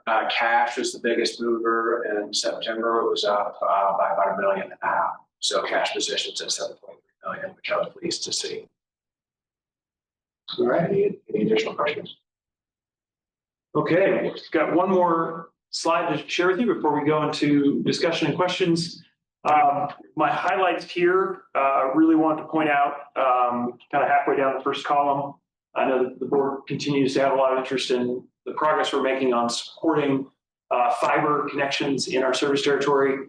9 work orders, 238 polls, really steady and quick work by the team to make sure we're keeping up with all the requests that come in. So big thank you for that continued progress.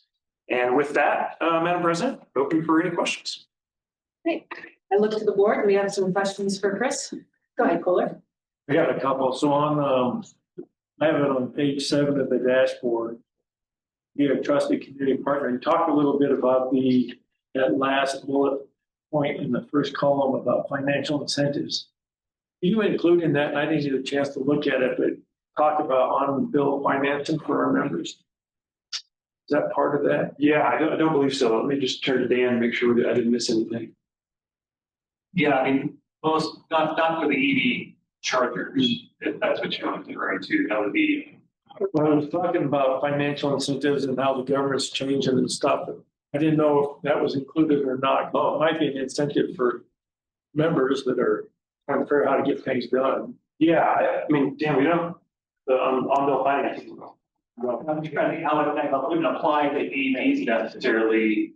Directed towards the EV part. This was for education. I guess that the main focus and impetus was on that at the time, but there's other things in there as well. Okay, yeah, so not just EVs.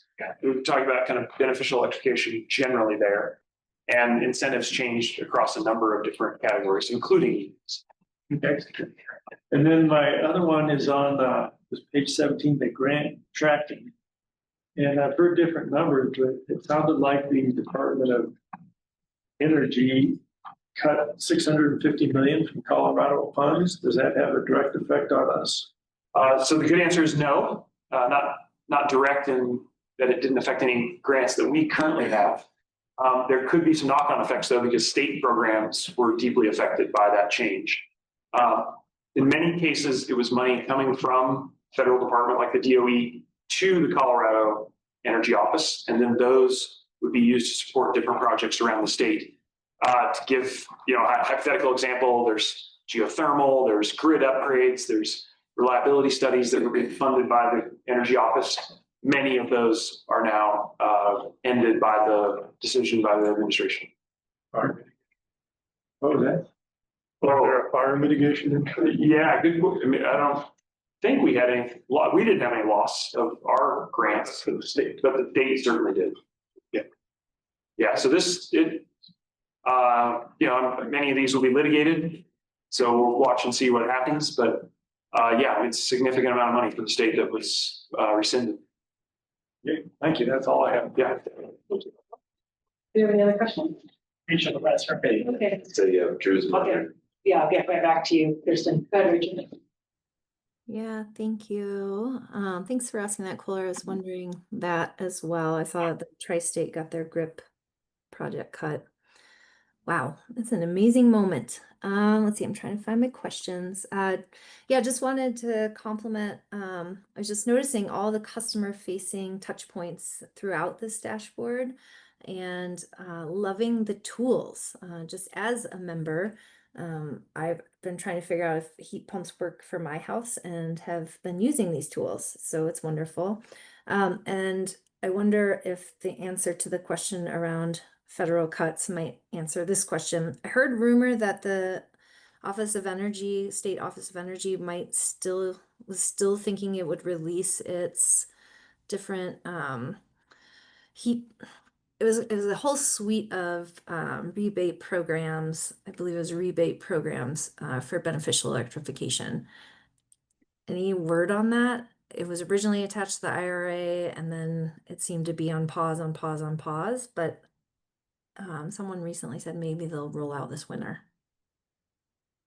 Rachel, I'd be happy to take a look at that and see what the latest announcements are from the Energy Office. I don't know off the top of my head. I'll look into it. Yeah, we'll do a little research for you, Rachel, on that. Great. And it's not for personal, it's just one more tool potentially that as we're looking to support our members as they're making these decisions, if that's becoming available, could be really helpful. And then I'll make sure we're not missing any of those opportunities. Great. And then I think just the last one, it was exciting to see that we wrapped up that 10 years of customer surveying and data collection. And I'm curious if we have a time frame when we'll see the analysis of this year's survey and then also the longitudinal assessment over the last 10 years. Yeah. Rachel, great question. We expect to receive that report by the end of this week. We'll pass that along to the board. Thank you. Great, thanks. Kirsten? Oh, man, what's an email drip? Great. What do you think it is, Kirsten? Yeah, it is an automated series of campaign. It's behavioral based. So it has a series of automated emails that we schedule out so that when you become a member, day one, you're going to receive the first welcome email. And then depending on what our time and series and your interaction with that email, if you open it, it's conditional, so then you get a different message. And if you don't open it, we're going to resend. So it's a series of different automated campaigns. So it's a welcome to, and then maybe the second one is an explanation of the bill. Yep, you're exactly right. Joining a cooperative, member benefits, those types of topics. I'd be happy to send you and or the whole board links to those emails and some of our key insights of what we're sharing with our members, our first impression. But I would love to see that if you would. Thank you. I'd be happy to. And to answer Rachel's question, got a lifeline from Emily that said the CURE rebate program from the CEO is still planning to come out this winter, Rachel. Details will be determined. Exciting. Yeah, thanks. All right, other questions? One more. I think it was on the turn your light or keep the lights on slide, maybe for Jerry, noted that excessive moisture was causing issues. So are we looking at some big time? I mean, because this was before the big rains happened. Just give us a little update, I guess. Anytime that the ground gets wet, it finds faults in our underground cable. We didn't have many up until September. And once the moisture, the ground, it started finding some faults. So we had a pretty big uptick in underground faults, both secondary and primary. We hadn't seen like we usually do throughout the years. But with this flooding issue, we've been very lucky. We've only lost one pole thus far. And we've had one guide assembly anchor wash out, and it's right across the river from riprap there. So we did de-energize that section line for safety reasons, but we'll get back in there once water recedes. Yeah, I was wondering what, well, this rain, any other impacts we've had. It sounds like we're in good shape. Go ahead. So, yeah, just following up on that, I was going to ask, so the Vallecito area, do we have to take any measures? We de-energized two services at the request of the county and the fire department for two homes that are considered a complete loss. Just for a couple of homes? Yep. And other than that. So during this flooding disaster, LPEA's service was still available for most, if not almost all of that. Is that correct? We were in close contact with the Office of Emergency Management, and we were there to open de-energize if they needed it. Luckily, our infrastructure will have some poles that will have to go straighten, but for the most part, our infrastructure is in sound shape. Any other flooded areas or any other impacts? Not that I know of. At least affecting IPA, right? No, that's good. Yeah, it's early. Thank you. Another question, this one's from Patrick. And this is on the financial highlights commentary, page 216 to 230 and on board. And under the balance sheet and cash, it has LPA entered into a 30-year conduit lease agreement with the local telecommunications provider with the full lease payment made up front. So they paid up 30 years up front. Is that what that's saying? And could you give me an idea of the size of that? I'll have to follow on the exact details. Or I'll put it out. Okay, that'd be great. Thank you. Public, do you have any more questions about the dashboard?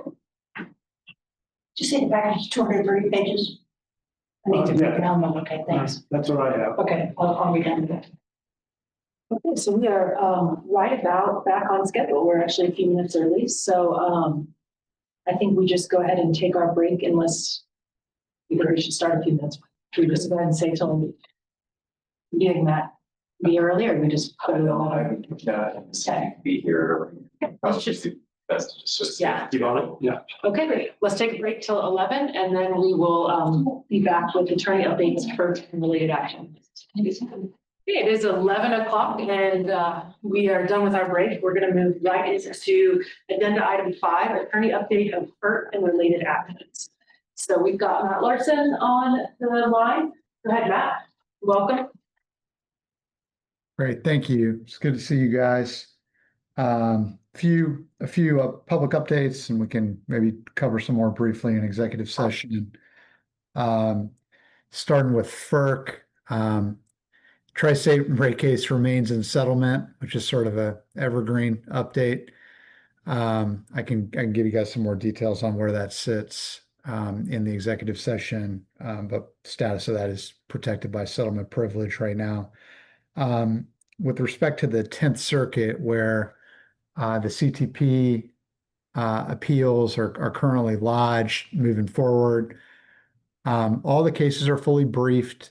Oral argument is going to be set sometime in the first quarter of 2026. One update there, though, and we can talk more about the rationale for this in executive session, but United Power, you'll recall that there's tri-state appeals against FERC on the one side, and then there was a United Power appeal on the other side that had all been kind of pulled together into one case. The United Power appeal was focused primarily on the transmission credit issue. United Power has withdrawn that appeal, and that withdrawal has been accepted by the court. I can chat with you guys in executive session a little more about the rationale for that, but I did want to give that update publicly that United Power's appeal is no longer a part of that case. It is now purely a tri-state against FERC appeal. We are on the side of FERC in that matter, along with tri-state and some of the other exiting members. No major updates from the Colorado PUC. For what it's worth, Tri-State's electric resource plan has been approved to move forward. You'll recall that there was some debate about the gas asset that Tri-State was looking at investing in Moffat County. That asset is going to move forward. The objections of certain interveners to that particular resource were unsuccessful in front of the commission. So across kind of our three realms of FERC, federal courts, Colorado PUC, those are the primary updates from a public perspective. Happy to take any questions, or we could dive into the rest in executive session, although I don't expect it to be extensive. Do we have any questions for Mr. Larson? Seeing none, I will accept a motion to move into executive session. And as a reminder, we've got a few different agenda modifications. We would be going into executive session for an attorney update of FERC and related actions, the National Rural Utilities Cooperative Finance Corporation financing progress, the power supply progress confidential, an update on resolution 2020, or a discussion on resolution 2025-17, a discussion on resolution 2025-19, that's the approval of the Shenandoah Storage Capacity Agreement and delegation of signing authority, and then budget draft discussions. And I might also add that if anybody has questions about the LaPlata County lawsuit that they would like to ask me, include that, or if nobody has any questions for me, we leave that up to you. I would appreciate an update. Okay, so I'd like to amend that agenda to say also an update on the attorney or the La Plata County court case. See the update in executive session. Okay. So moved. Yes. Any further discussion? Okay, I will accept a vote. All in favor, aye. Yeah, Brad. Brad, you can't say Brad is aye. David, we didn't see your vote. He raised his hand. He did raise his hand. Okay. Yeah. So we saw that. All right. It'd be great if when we're taking votes, we can see cameras on so that we can, there's no question on that. Okay. And I heard a verbal aye from Brad. There he is. Thank you, sir. Okay. Any opposed? Okay, let's go ahead and move into executive session. Will you go in the room, please? Yeah, let's say before we leave, we'll have, who would you like to have in the staff? And then, we can announce CFC as well. All right, it is 2:02. I appreciate everyone's patience. We are getting back into our regular board meeting. We just got out of executive session. Do I need to say what we discussed? No, that's just before. Yeah. Okay, so we are now on agenda item 7, board action resulting from executive session. We do have a resolution.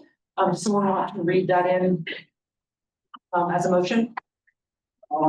To approve resolution 2025-19, approval of Shenandoah Storage Capacity Agreement and delegation of signing authority. Sorry. Okay, got a motion, a second, and now this is the time we would read it into. It will be made public as part of its adoption. So we post our resolutions on the website, sort of in line with each meeting. Okay, so do we have any discussion about the resolution? I would just like to say we're moving in the right direction. We're moving towards more energy independence. We're solving a problem with the network system out there. This is checking a lot of boxes. These are the sort of things that we're doing incrementally, and we're going to be doing a lot more of, hopefully. But this is a great move for the co-op, and it's utilized. It's going to allow more utilization eventually of more solar, rooftop solar. Okay. Thank you for that comment, Joe. Any other comments or questions? All right, with that, I will put it up for a vote. All in favor signify by saying aye. Aye. Aye. Rachel? Yep, okay. And then any opposed? I think that is just a throat clear and there's no opposition. And that passes unanimously. Ask for abstentions. Oh, any abstentions? Two. All right, we are now on to the board action agenda. We have board action agenda A, committee on policies update. Our secretary is out. So I would assume Graham, you take that over? Yes. Okay. So as you should be familiar with, we circulated 3 different policies for review and possible approval at this meeting. First one is policy 303, renewable generation funds, was a recommendation from the Committee on Policies that the board approve that. So that would, as I report out, that becomes a standing motion, not in need of a second. So we can proceed to debate and consideration approval of amendments to policy 303. And just by way of background, policy 303, I'm pulling up to have the exact title.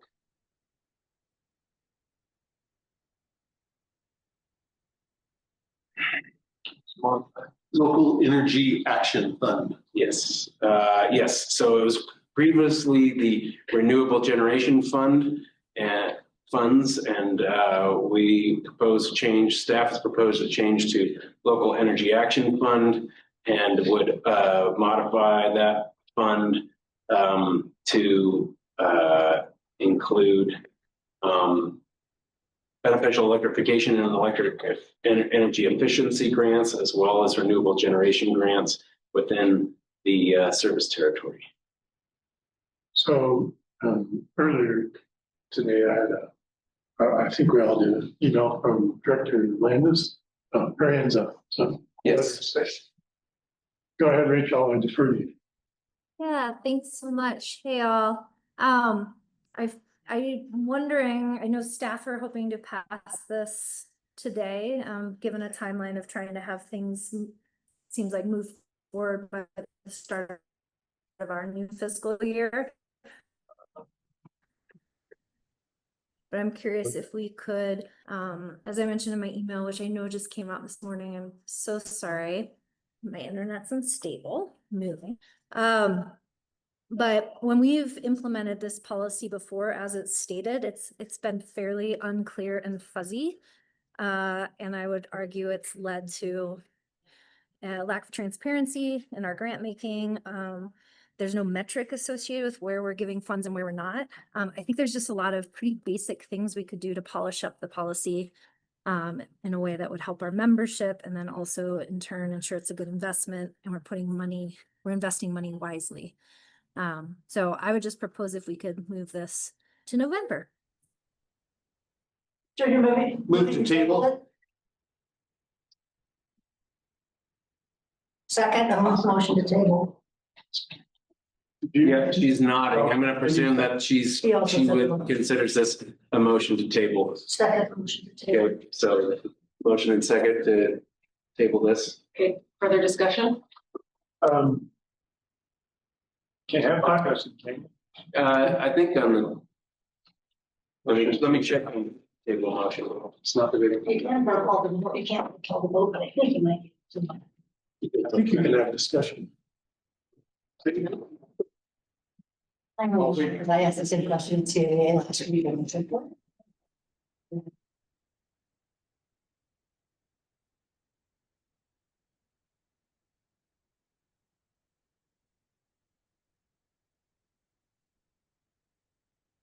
It's not debatable.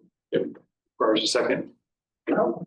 Okay, so we just need to go to a vote. Mhm. Okay, all in favor of tabling? Signify by saying aye. Aye. 1, 2, 3, 5, 6, 7. Brad, did you, everybody in favor? Tabling. So 8. Okay, all opposed? 2. Yep. Okay, so, motion to table passes 8-2. Any abstentions? This question, so this would go back to the policy committee then? November. Yeah, I think at this point, yeah, what we did was just table it, so it's now on the November agenda for the full board without being referred back to. It doesn't preclude the policy committee from taking a look at it and from doing some board education. Sure. Okay. So, we will move then on to agenda item 8A2, the motion to approve amendment policy 105. I'll give that to you again, Greg. So the Committee on Policies has recommended that the board adopt the attached amendments to policy 105. As the board is familiar, this has been a pretty long process that the Committee on Policies has really tried to take a deep dive into and try to take as much information from resources and best practices of survey ballot systems, our election supervisory committee, and try and realign this.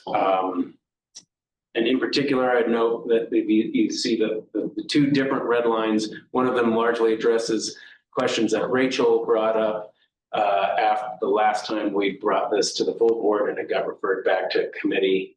And then hopefully, because there was an awful lot of reorganization and renumbering, that the clean copy makes sense to all the directors as to what the final form will be. So as a recommendation coming out of committee, this proceeds immediately to consideration. And it doesn't need a second. And can you restate the title of the policy? So the title is Elections and Voting Procedures. That hasn't changed. So yeah, policy 105, election and voting procedures.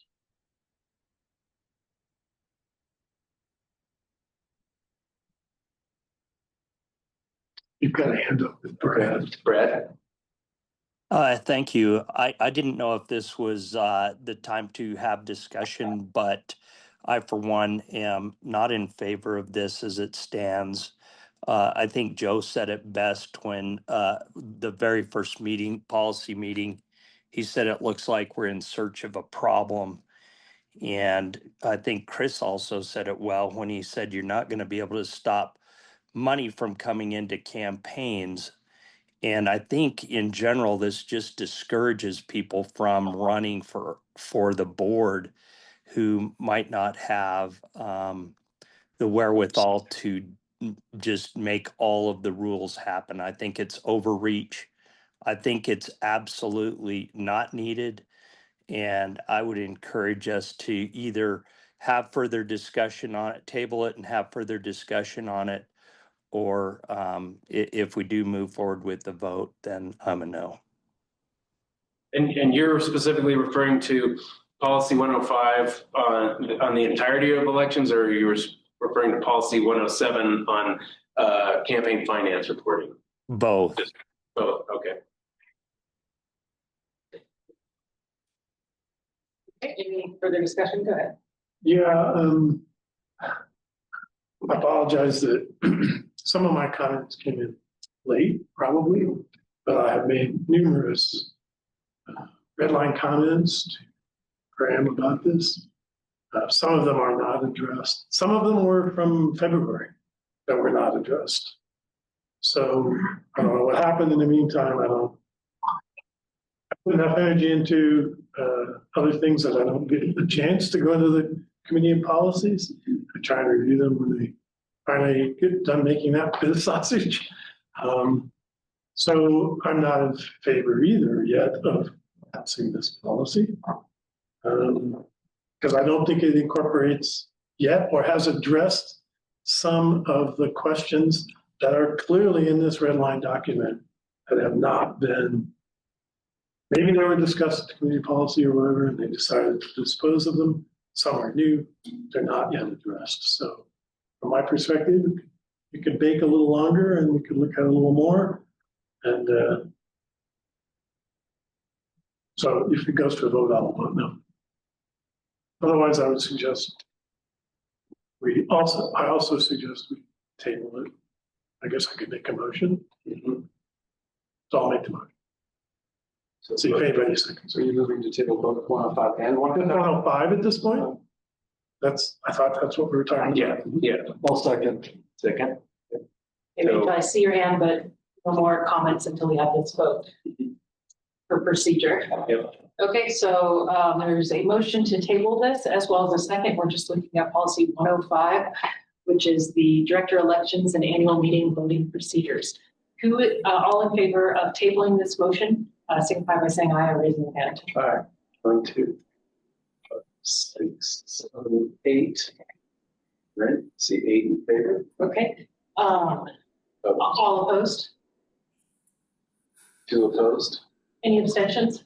1. Okay. That passes 8-2, or yeah.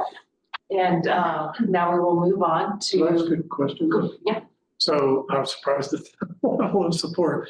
Is there a general feeling that we're following kind of what my lead was, or do all of you feel that there's some kind of need for more work on this? I think there's need for more work. Okay. All right. I just want to get a sense. I think I will always support somebody who says they need more time. I will almost always vote to table it. That's mine is, I didn't think it was a bad policy. I was voting because if you said you want more time with it, if you think we need more time with it, then we need more time with it. That's helpful. That's my question. Thank you, Kirsten. So moving on to Do policy. I get to state my comment? Sorry. Oh, there's, all right. I know the screen people, the boxes, here we are. So I guess I will say this because this was going to be my question or comment, but and I don't know how to capture this in an email to the committees, but there's a piece around video submissions that got added at some point instead of just candidate statements. And my comment was going to be, if LPA goes down that road, I think LPA needs to have like a green screen or a room or something for candidates to be able to do that in, because otherwise you'll have some folks that maybe have money to bring in a production crew and they have a sexy video that we're then portraying. And you'll have some folks that self do, and then what we'll be posting will be perceived as inequitable. And I think it could get us in some weird places. So that, I don't know how to capture that in a policy, but that was just a comment to consider. Rachel, we had discussed that and we had said they'd come in and we'd film them, just like you're saying, in a room. It's not like you submit it, it'd be filmed there. But if the detail's not in there for you to understand, we need to get the detail. There, I'll send one quick word submission, then that would change that up and reflect that. Thank you. And just procedurally, right, this has not been referred back to committee. So we have done and do, as Tim indicated with it and acted with his comments to the open source document, we'll sort of navigate the interim period between now and taking this off the table at the November meeting that way, rather than it's not going to be on the committee's agenda on Monday and they're not going to consider it. Going to consider this last stage negotiations and adjustments at the shared document level for the entire board. Well, I have a question about that. Okay. So, I mean, I want to make sure we satisfy Tim's questions. And that seems to be the responsibility of the policy committee to look at that and not just, shuffle it off to the next meeting and then we're looking at the same thing. People are reading it on the day before the meeting and we're kind of stuck in the same place. I mean, I would rather have a discussion, whatever we've got on the agenda for Monday. I don't know what that is. I'd rather talk about, what's before us right now and make sure we get this straightened out. I mean, I'm not I'm like Kirsten, I'm voting for more time. So, but that's just my, as a member of the policy committee, that's my feeling. I don't know, David, if you've got any comment on that. I just wonder. No, I agree, Joe. If we did not see Tim's comments, we need to see Tim's comments if that's possible, Graham. Yeah, they were in the document. Yeah, they were in the document, but obviously there's something askew here that Tim's not seeing that his things are addressed. So I want to make sure those are addressed, and I invite you to maybe give us more of an explanation on Monday if we go that route. I don't think I'll make it. I have a big conflict with the date, the time of the meetings, and I just can't make it. So if we go back to what you've submitted, that should. I mean, I've tried to put them in here. Right. Several of them I have no idea. They don't show up in the change document, and there's really no response as to what was the disposition of those comments, right? So I'm stuck here going like, well, I made these. It doesn't reflect what happened to them. Did the committee see them? Did they discuss them? I don't know. So yeah, it could be as simple as somebody responds back and says, ding, ding, ding, ding, ding, and you got that, and we changed it, or we decided to ignore it, or whatever. Okay, I don't even have that acknowledgement. So I also think 3 of them, 2 of which are very significant policies, show up in one meeting when we haven't had a committee, a policy discussion for 3 meetings. So now they show up at 1. And I struggle. I put additional comments in here based on this reading, right. Not yesterday and not today, but earlier, right? Last week, over the weekend. So it seems like we've got a policy committee's got to look at our process somehow, because our process is what's missing this stuff. Yeah, unfortunately, the sector is not here. So I would say the only person that I've heard with a specific concern is Tim, and then I've heard sort of an overarching concern from Brad. I think Tim's is easier to address because it's written down. And I don't see any comments that I need addressed either. I've seen. Okay, so how are we going to address these? I mean, I think it's easy enough to send an email to the whole board, that shows that being, where things have been addressed. So maybe what needs to happen is emails need to be sent to John and Graham with your specific concerns that need to be addressed. Okay, and then they compile it and get it to the COP, and then you guys address the outstanding concerns with this policy and then circulate it to the entire board. Well, you can describe the process. So go ahead, Tim.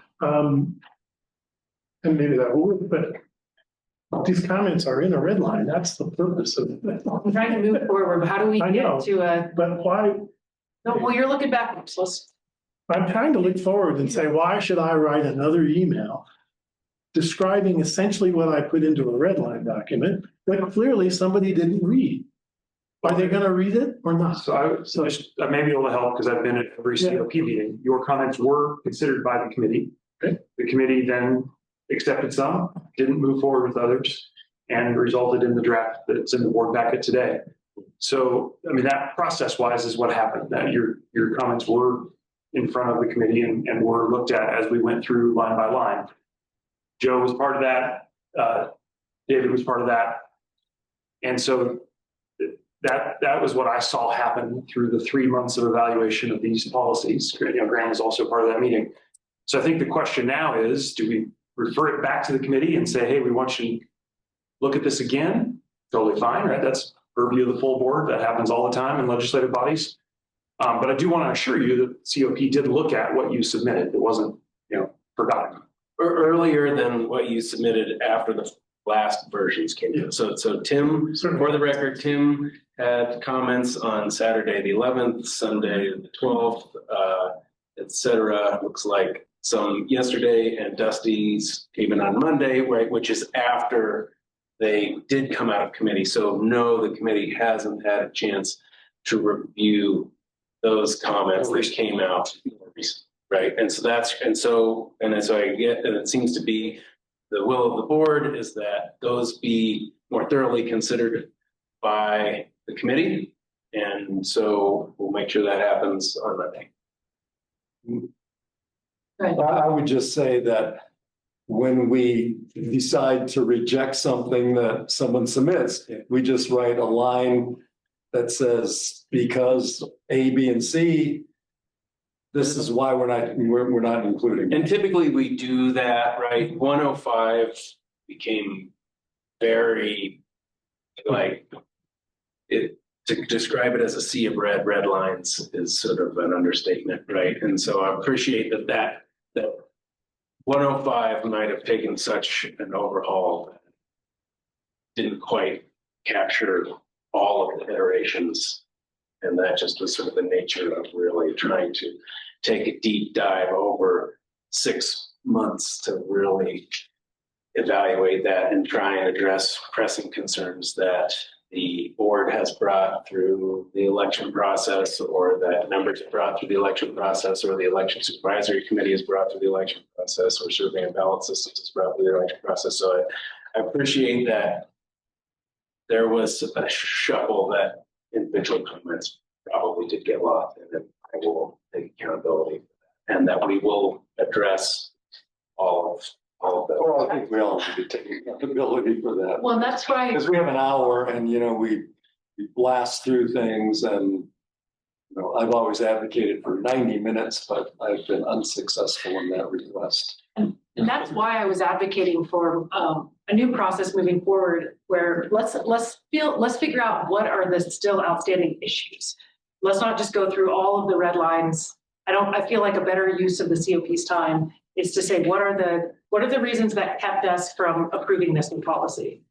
And I think that if it means enough for you to, not be able to approve this policy, hopefully it means enough for you to send an email to John and Graham to compile all of the concerns and make sure that they are addressed and can be commented to the full board on.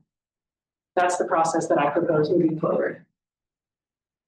Anyone who still has an issue that was not addressed in this, please send an email to John and Graham, and they'll get it back to everyone. Make sure that the COP specifically responds to what is keeping this policy from going through. Okay. And let me, if I could back up to 303 on Rachel's concerns. Mm-hmm. So that's staff.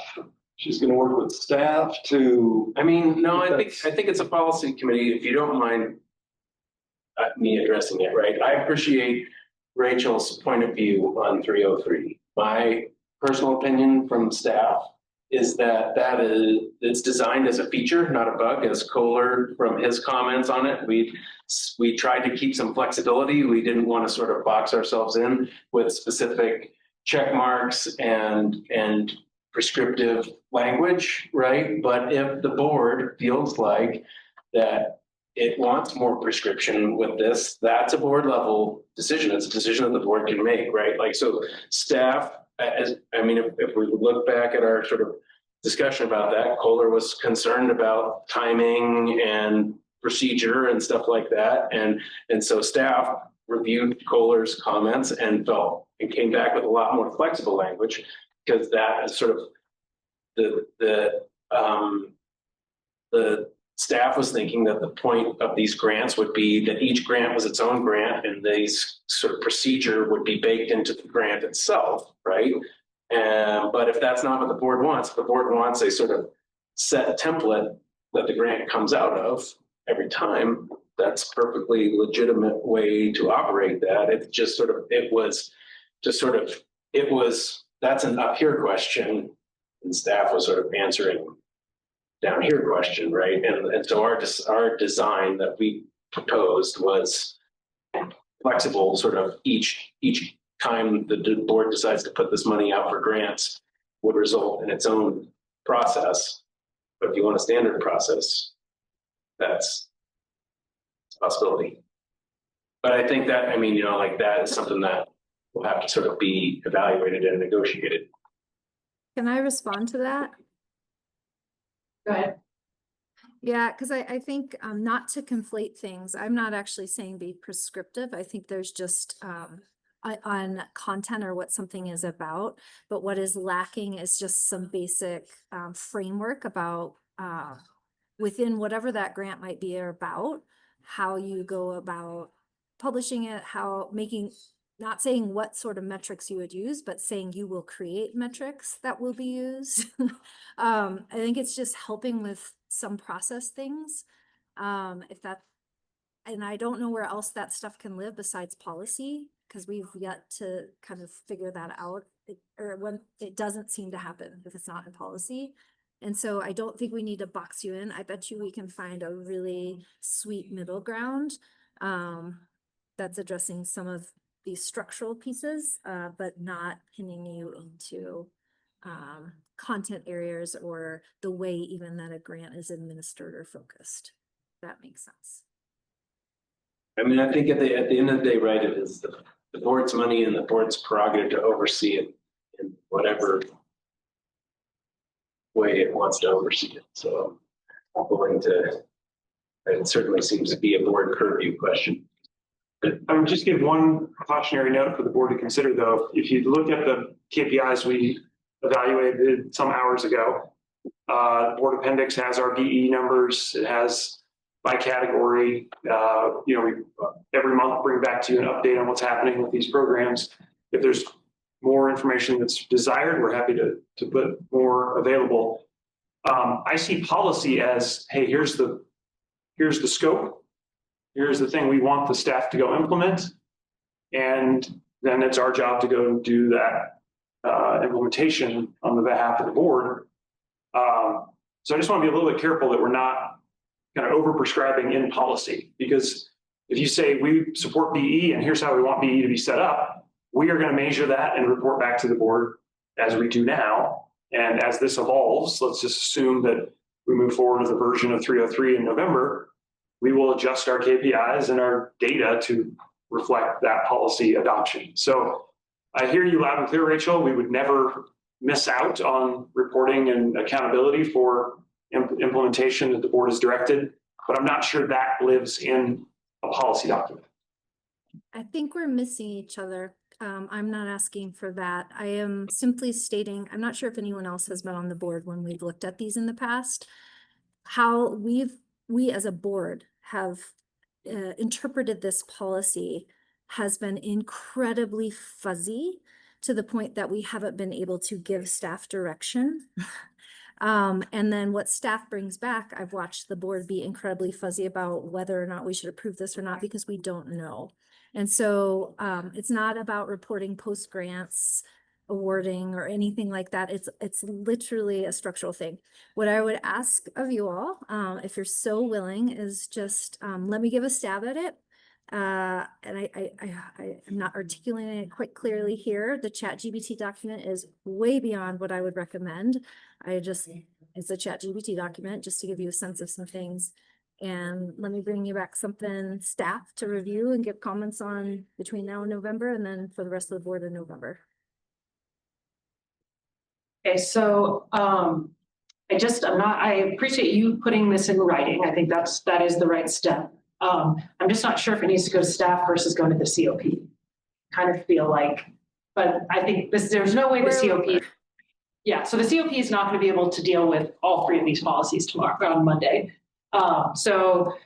Is there a sense of urgency? Probably the campaign stuff is what needs to be done soon. Yeah, because the election nominations will open in November. December 21st. Yeah. Okay. I had December in my head, but. Yeah, so let's prioritize that at the COP, and then just get in the queue for Rachel's, because I don't see any timing element on that except before the buyout, right?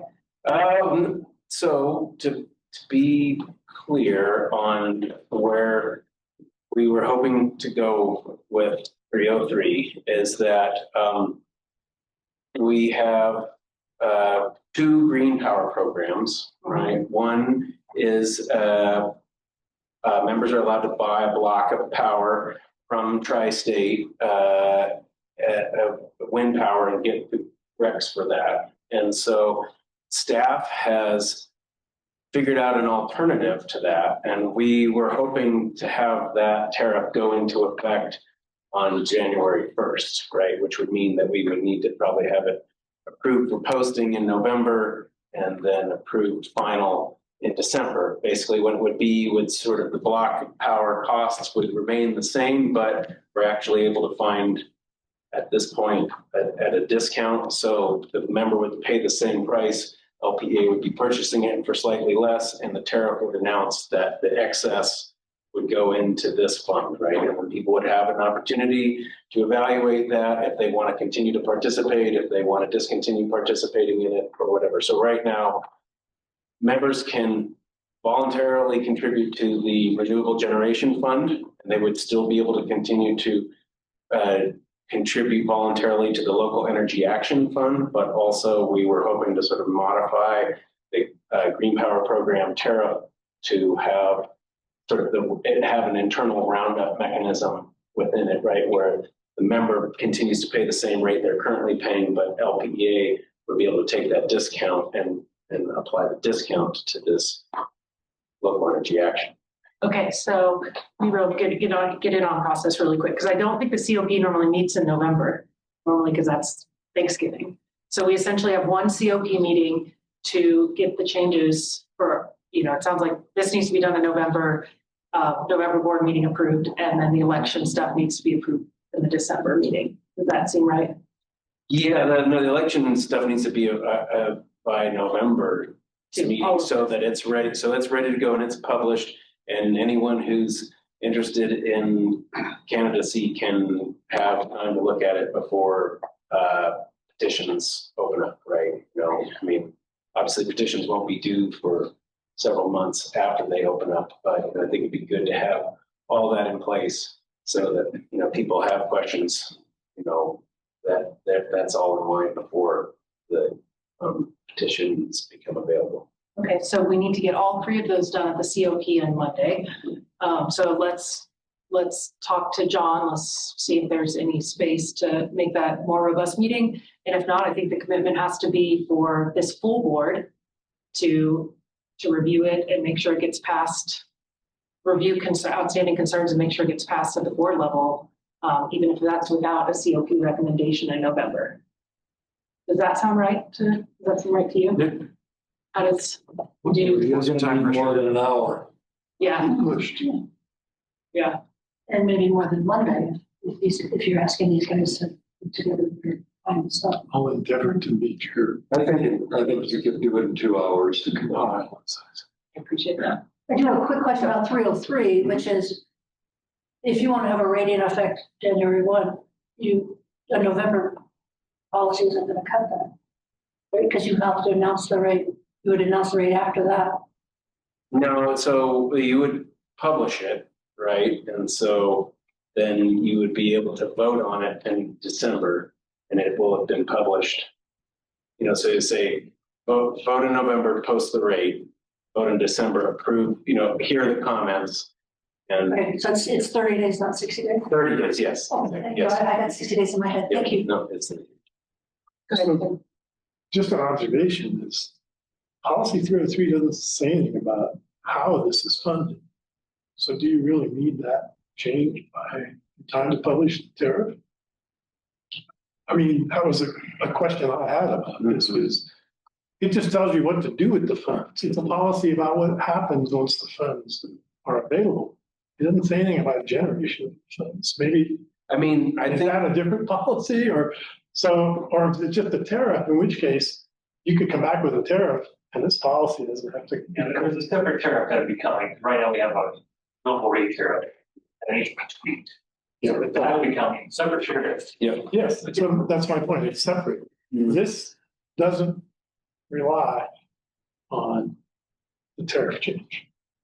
Yeah, exactly, right. There are people who currently contribute to the Renewable Generation Fund that don't participate in the tariff, right? And so, maybe that's something, if you're going to link these, then maybe that's something that needs also to go through these policy. I wonder if there's again, I'm just observing there's a disconnect between how the funds are generated that get expended by this policy. Yeah, I think the idea, right, at least my idea on this, was to have the Local Energy Action Fund be in place, but policy 303 approved, and then because the tariff makes reference. So right now, right, if we approve the amendment of the tariff, we would, before we approve the amendment of policy 303, we would be calling it the Renewable Generation Fund that it would spill over. And then we would have to go back and re-amend the tariff to the Local Energy Action Fund. You know, as we rename it, it was going to be sort of problematic or at least cumbersome, right? To re-amend the tariff to track the name of the fund, right? That's why we sort of brought it in this cadence. Well, we could have a vote right now just to change this to the Local Energy Action Fund policy to be developed later, and that would solve your problem. I mean, or I think we could probably handle them simultaneously in November, right? You know, this has been tabled. I think Fair and I sort of, you know, we have to vote to take it off the table to even sort of reconsider that. I think we've got reasonably clear instructions, and I think we can formulate a strategy for accomplishing what we need to accomplish in November. Yeah, so I think that we need to set up the COP for success. So make sure that you are very explicit about why you were unable to vote yes today, and what needs to be addressed for you to feel good about voting yes or no in November. So make sure you get all of those to Graham and John, and that will be the task of Monday, is to just go through the outstanding questions. We actually haven't even taken a vote on the third policy. We probably need to. Just say 107's now before the full board. We have a motion to table. So moved. Okay. Second. All right. All in favor, signify by saying aye. Aye. That's unanimous. Yeah. And I think those memos, whatever they are, should come to David and me too. Because I don't even know if John's going to be there on Monday. Do you know that? Yes, he will be, and he'll get a phone call after this. Yeah, and I will recirculate everything if I need to. I understand that there's sort of issues of, you know, different people can interface with the documents in different ways, right. And that just is a thing. Yeah. So what the reason why I wanted all to go to them is because I want them to organize it. And then we all see, see the headline of each policy, the question, and then how it was addressed in the COP. And that is the document I would hope to see before November board. Does that sound good to everyone? John wasn't at the last meeting. John is in trouble. I was like, okay, we'll call John. He was sick. Yeah, he got there. Yeah, but not for the bulk of the discussion. Okay. We'll talk to John. I wasn't aware of that. So I think we've moved 8A, little Roman numeral 1 through 3, all been continued to that. I'm trying to save some time. Our secretary is making our treasurer look really good. Oh.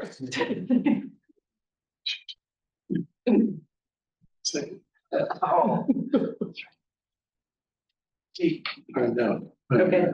Do we want? I'm up. I got. Yeah. So let me get to that spot.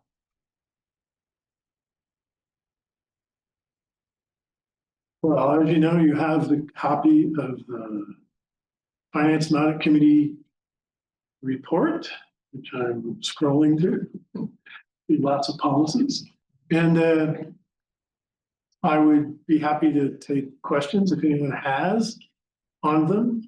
And just briefly, I'll note that there were 2 recommended actions that came out of the Finance and Audit Committee. I believe one of them has been passed already. We discussed some of 17 in executive session. Oh no, you're right. I can't. So yeah, one of them was a recommendation around the budget that the top line be preserved, which essentially anticipates no rate increase next year and does not and utilizes the strategic the rate utilization fund. Always stumble on that. And so that's our recommendation. Since we're not probably, it sounds like, going to vote on the budget at this point, I would say that barring a change in the tax outlook next month, that we would keep that recommendation going into a budget discussion and vote next month. I believe we'll do that because we deferred it. And the other was the recommendation to pass, is it 2015-17? Yes. 2025. Sorry, I'm just still trying to find my report here on this huge packet. Which is essentially the retirement of $1 million, 2003 capital credits in a fund agreement. That's a motion in committee, so it should be on the floor.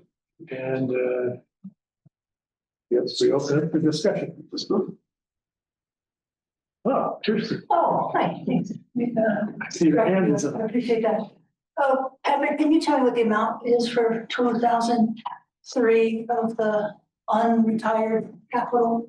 1.9 million, I think 1.923 if memory serves. Okay, super. And that's a lot of cash. I'm hoping that we can get more, if we have the cash, because it does require cash to retire, because we have a policy that says we can't borrow to retire. And since this isn't a year that we're doing that, and I would like to, as much as possible, retire as much as we can. So with that, I would like to amend the motion to be the retirement based on a first in, first out basis of 1.5 million of cooperative patronage capital for the year 2003. No, it's just, okay. Can discussion be had? I think we need to have a second for them. Right, you're amending it to from 1 to 1 from 1 to 1.5. From 1 million. Yeah. I'll second. To a second. So now we can have discussion. I would like to hear more from Patrick on that, kind of give us his feel for that. For century or so we've had, I would say we got a little more certainty in our cash position, believe it or not, from when we met as a fact. Between now and then, we could accommodate another $500,000 and yeah. From a cash standpoint, I feel like we've got enough certainty to where that conservative position, it would match prior year. I think we can accommodate that. So just to be sure, I thought you said 1.5, right? I did. And we were considering 1, right? Okay. So do we have enough? Did you say $500,000? Okay, I'm sorry, there's a $250,000. Okay. So CAF can handle it. Can it handle all of it? I mean, based on forecast, potentially, it just sets more stress on our cash position. I would recommend matching, just with the uncertainty that we still face. That would be, I could go back and do more. I would want to do more analysis if you wanted to look at the entire. That would be my response rather than just. Yeah. Yeah, and if that's the board's preference, then. So Rachel has her hand up. Go ahead, Rachel. Thank you. What about, I think Kirsten in the email presented 1.3. How's that look? With the cash question. 1.5. Last year was a LIFO FIFO liquidation of 1.5. I think that's where the 1.3 is coming from because we did 75% FIFO, 25% LIFO. So there's a little bit of, I think maybe, I won't say confusion, but I think maybe that's where that number's coming from. But 1.5 would match, yeah. I mean, if we do 1.5, we do 1.3, right? I'm not, I'll go back on that for sure. If y'all want to do 1 million, it's just a little more conservative play and preserves, dry powder, to use that phrase we use a lot. Can I address Rachel's question before we go to Tim? So Rachel, I had put out 1.3. I wanted the board to know that I was going to be putting out an amendment. But after I was thinking about it, I was like, well, maybe, you know, do we have enough room? And after some discussions, I realized that we do. That's why I made the amendment for 1.5 instead of 1.3. So it was different than what I sent you guys last night, 2 nights ago. Sorry, and I didn't hear all of that, so I'm a little tinnitus, so I don't pick up on everything. So I would just observe, you know, we had a very robust discussion on this at the fact and made a recommendation in line with the recommendation that came from finance from Patrick, the CFO, right? If you want to change that, obviously that's your discretion. But I want to make sure that you understand that the fact did vote, did support it. We did come to this after a long degree of, and great degree of consideration. I also, had we had a discussion about something greater than that, I think we would have asked for further analysis around what really does that mean to the member, especially in light of the fact that this budget, it was made in line and also in consideration of a discussion around the budget, which essentially does not see an increase at the same time that we are getting a wholesale increase, right? We're not passing that on for a month. So we are making an accommodation to ensure that there is more of that money in the member's pocket without having to make a decision that is a little more risky in terms of our cash supply, which is really important and is also under our metric at this moment. So from my perspective, having gone through all that, and I'll take off my chair of the FACT committee hat for a moment and just say as a board member, I don't agree with this. We did this analysis. We heard that. There's not a great deal of benefit that will go, greater benefit that will go to the members versus the potential risk on cash. So I would suggest we do not pass this amendment. Thank you. I think he's running it. I think there's really thinking that Go ahead, John. I put my hat back. Oh, no, Rachel then. Oh, Rachel. Sorry. Do you still have another comment, Rachel? Just a question. In your deliberations with the FACT, did you all kind of think through or look at, you know, if we don't retire this now, does it put us in a place where down the road we're getting into like a tri-state scenario of deferring payouts? I would say we did look at the fact that this would, you know, extend it. There would be a remaining balance that's about a year longer than our normal, but we are also in a period of transition in which cash is far more important right now than almost anything. We need to make sure we have the power. There are unknowns. We just talked about that as a executive session, public session. There are a series of unknowns, none of which in and of themselves necessarily are really high risk, but if you compile them in a string, the risk increases substantially. So that's my view. Patrick, you have your hand up, go for it. I was just going to share, Rachel, that we've modeled a multi-year patronage capital retirement. That's part of our long-term financial forecast. The proposed retirement is in that model. That went to Fitch, that went to CFC. That doesn't mean we're going to be beholden to that. But we did look at that. And we also had a robust conversation about what does a long-term cap retirement strategist look like. There are some big vintage years coming up as far from 2003-4 that we want to be strategic on. So there was good dialogue. And those are G&T. That's correct. Yes. Not COLA. Yes. You know, I'll be one of the first board members to say we should give more back to our members at every possible moment. But you have to balance that in the context of the risk associated with that. And this is one of the more, this transition is one of the more important transitions we will make or have made in a long time. So as somebody alluded to, we talked about keeping powder dry because we don't really know. We're on an adventure. It's a bit untracked and you don't want to be running out of your powder or your food or whatever on that trek, right? It's a bit unknown territory. Why would we increase risk? That's the rationale. So it does get back to the members in two ways. If we pass the budget as it, and the recommendation to keep the top line, there's more money in their pocket in Q1 or perhaps the whole year, and we give a retirement that is a decent retirement. Anyone else?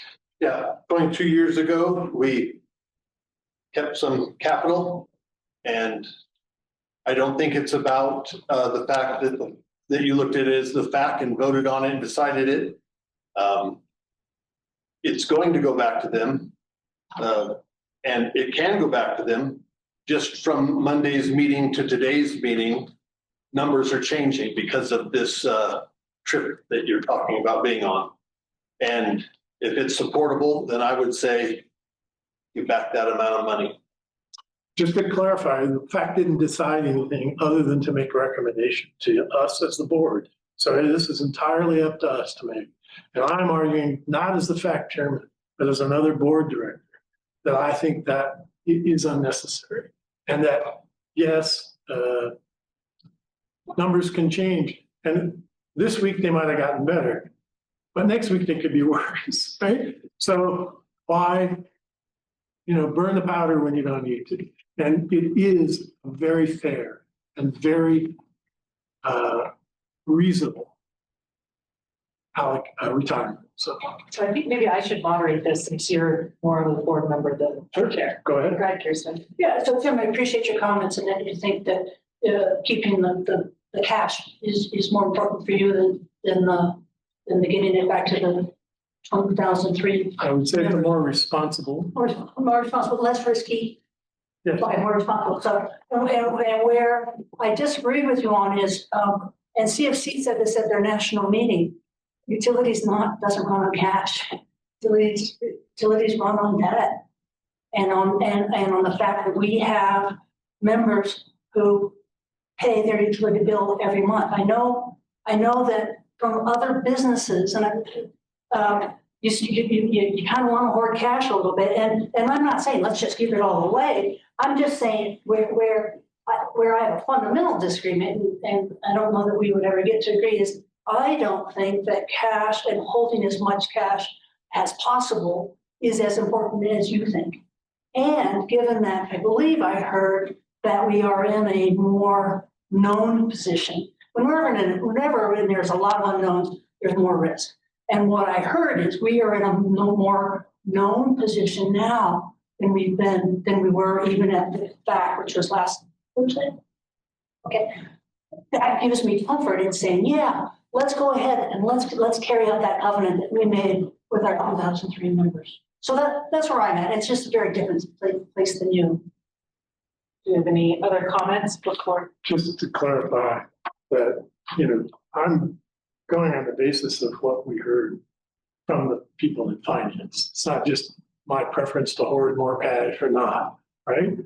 This has been, maybe I've been in that committee too long, who knows? But I've heard for a long time now that a change in the outlook from the previous sort of CFO, vice president, around the value and importance and critical need for a particular cash position for this co-op, regardless of whether you think that's different from a private business or not. I'm going by that particular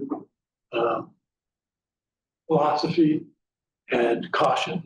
And so it's not just my preference for more or less.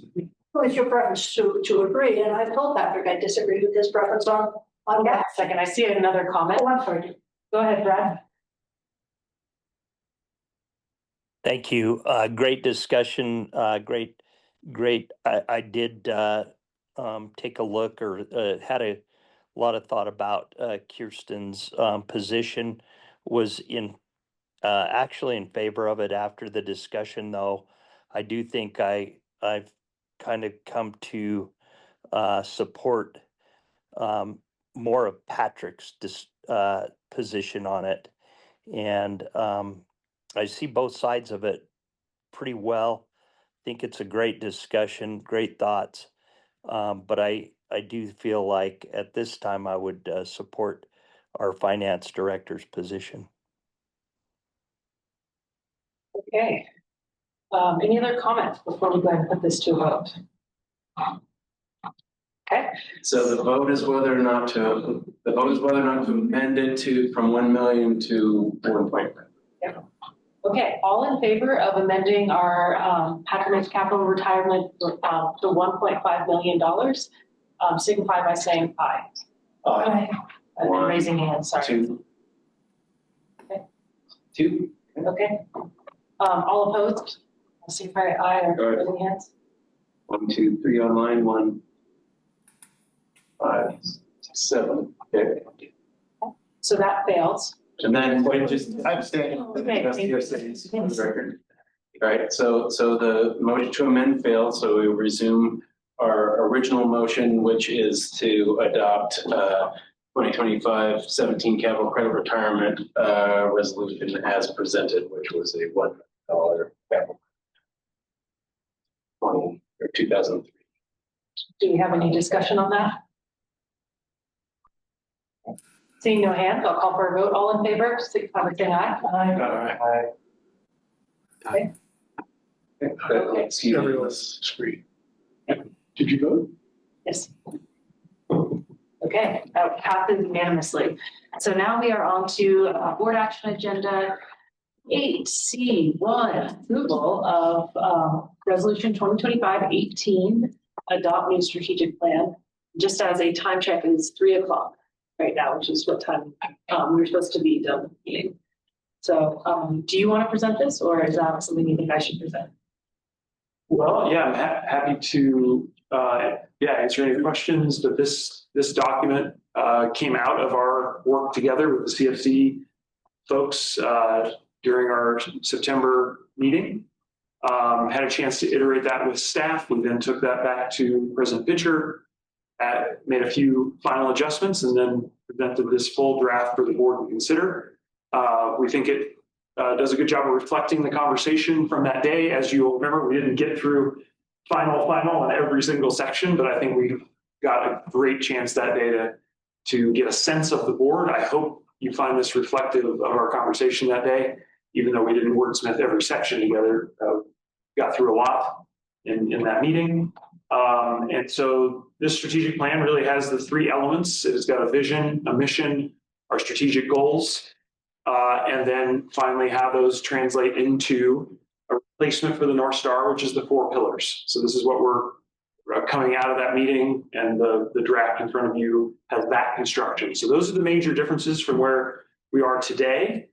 You will notice I did remove the idea of actively or proactively seeking funding opportunities for broadband dollars.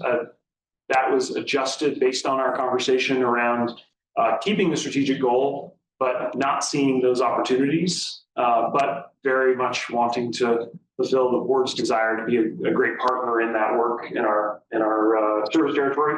So that's reflecting that part of our conversation. You'll see the 70% and 80% reflected in our other strategic goal, and then really trying to take the other inputs from that day and turn it into the 4 pillars. So those are the parts of the document that you have in front of you. I'm very excited about these updates. I think our vision statement is something that I get excited about. It's the reason I was excited to take this job a year ago. And I think it's something that will be really motivating for all of the great staff here at LPEA as well. And I like how we're communicating back out to the public about our mission and our vision. And so it'd be remiss if I didn't mention Amanda's hard work all throughout this process of trying to translate and take the great conversations we've had and turn it into a draft for your consideration. And the same to Madam President. We had a lot of iteration back and forth to get this in a good place for our consideration today. So always happy to answer questions and see if there are any adjustments the board would like to see before we finalize. You call it. Yeah, okay. First, I think it's really well worded, very concise, very clear. I think more clear than before. And I think it's a really, really good framework. So I really appreciate the translation from the kinds of discussions we have into a well-formatted, well-structured document. So I support this direction a lot. And I would make one request for a change on the strategic goal for around broadband. In the past, at the very end of this, we said we will pursue partnership strategies that will enable broadband connections for our membership by 2030 without increasing electric rates. And in the past, we had to do so. And I think we should add that back, because the way it reads a little bit now is one could say we're not going to increase electric rates until 2030. You could interpret that. So just look at it, and see what you want to. But I don't want us to sort of have something that members go, well, you weren't going to increase rates till 2030, right? I don't think that's what we're saying. It's specific to broadband, but it's not completely, it's not quite as clear as we had before. So, and then I would make a motion to pass resolution. I did 2025-18. This is 18. You said, Tim, I'm wondering, I'm just looking at it quickly. To do so, would that finish the thought? Yes, I can see what you're, if you read it quickly, like, oh. That's what it used to say. Yeah, so that's a pretty easy change if the board's happy for that clarification. That's easy for us to adjust. So the motion is to adopt 2025-18 new strategic plan with the minor adjustments suggested by director. Do we have a second? Rachel, no. Kohler second. Rachel's second. Oh, sure. Let's go to Rachel on the Zoom. Thanks so much. And yeah, thanks for all the rehash that needed to happen to to put something together out of that session. And I think this looks great. One question that I had as I was scrolling through the last slide, and this is more of a communication tool, but in our vision, it doesn't say, it doesn't at all address just like reliable. We'll be reliable. It's like, we'll be in the future and we'll be out in the nation and we'll be member powered. But that was just something I think it's assumed by us, but I know some members are concerned about that. So that was just one thought I had. Take it or leave it. I know it's in our mission, and Rachel, I know just wanted to spread throughout. I did want to point out to the board that it is very much at the heart of our mission statement. So I hear you, you're saying, so are you recommending an edit to our vision statement, or are you? I don't know. It's a communication thing. It just came up when I scrolled through and saw that last slide where it's like those 3 points of our vision just out there, and I just started envisioning that's how we're going to message to the community, and that was just my reaction. I was like, oh.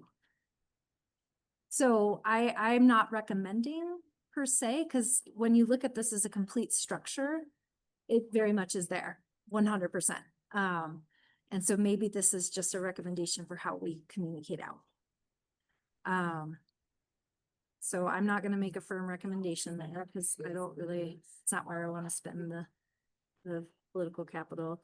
I think where I did, and then I had one other minor recommendation under the pillars, which I'm really excited to see, under empowering community. Really excited for that. We say, this is in the text, but it says your voice matters. And then every example we give is about us giving information to our membership. So I thought if we could just change up one of those examples and switch it up with something they can do to inform us. So talk to your board rep, or, you know, vote in the election. Just something that shows that where their voice can matter, where they do inform us versus us informing them. Very basic. Again, not going to follow my sword on that one. Under member value, really excited to see that. And I know this goes back to the staff to operationalize.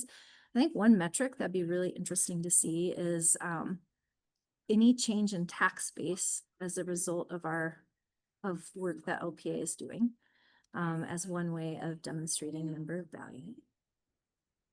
And then the one big one that I actually, you know, I guess I don't remember coming to a place of consensus in our retreat around the broadband being a strategic goal.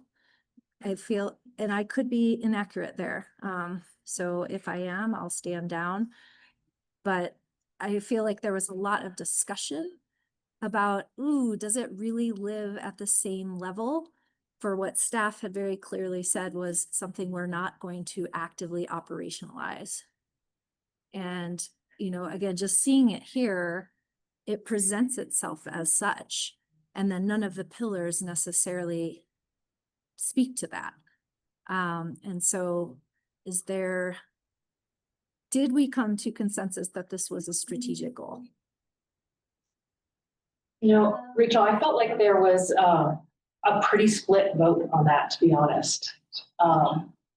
And I would be happy to entertain a straw poll now if the board is interested in doing that. Missing 2 board. We are missing 2 board members, but we're missing all day. Well, I'll go ahead and put that out there. Who here would like the broadband goal to be the number 2 strategic goal of LPEA?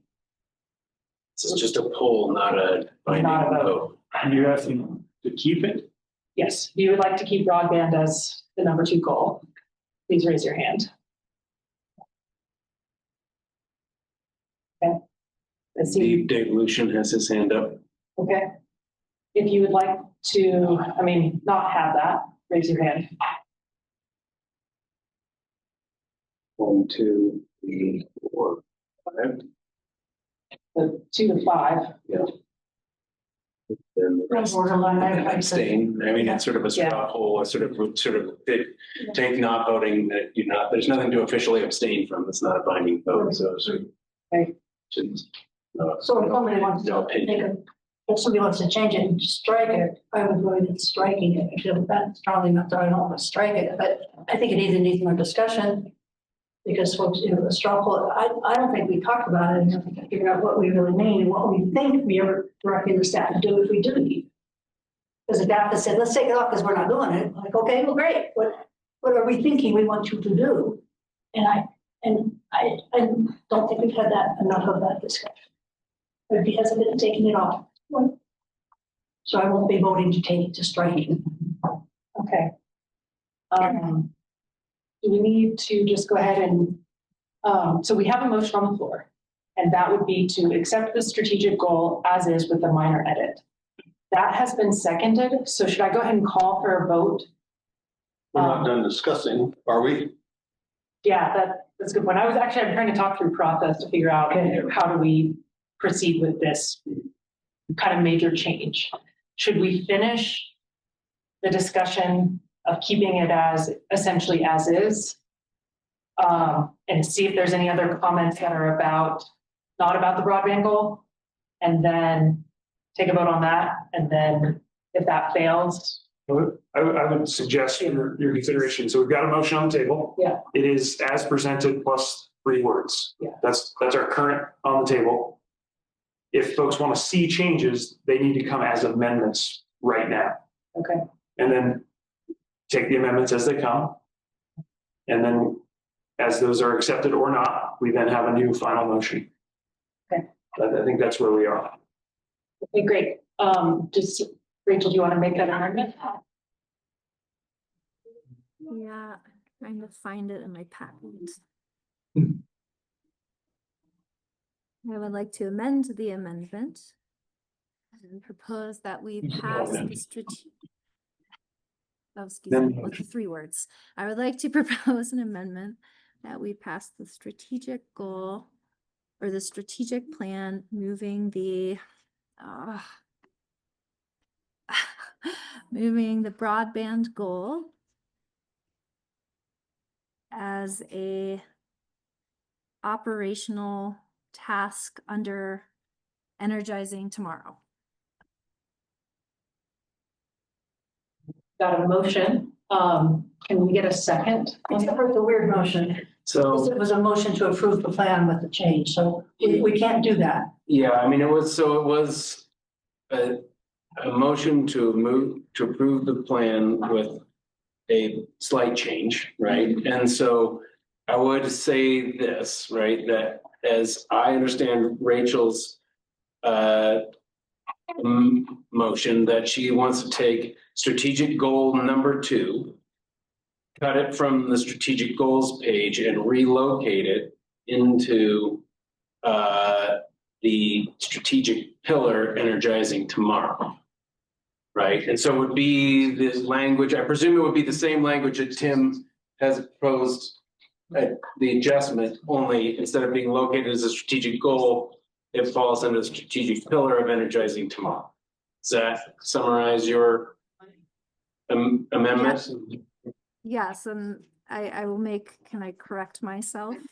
I would like to take I would propose amending the strategic plan to move strategic goal number 2 into a strategic pillar, under a strategic pillar of the staff's choosing, based on where it's best aligned. I have some questions about that, but let's get a second first. Are we procedurally sound? Yeah, so I mean, it's potential to fail for lack of a second. Okay, is there a second? So Okay. we have a second.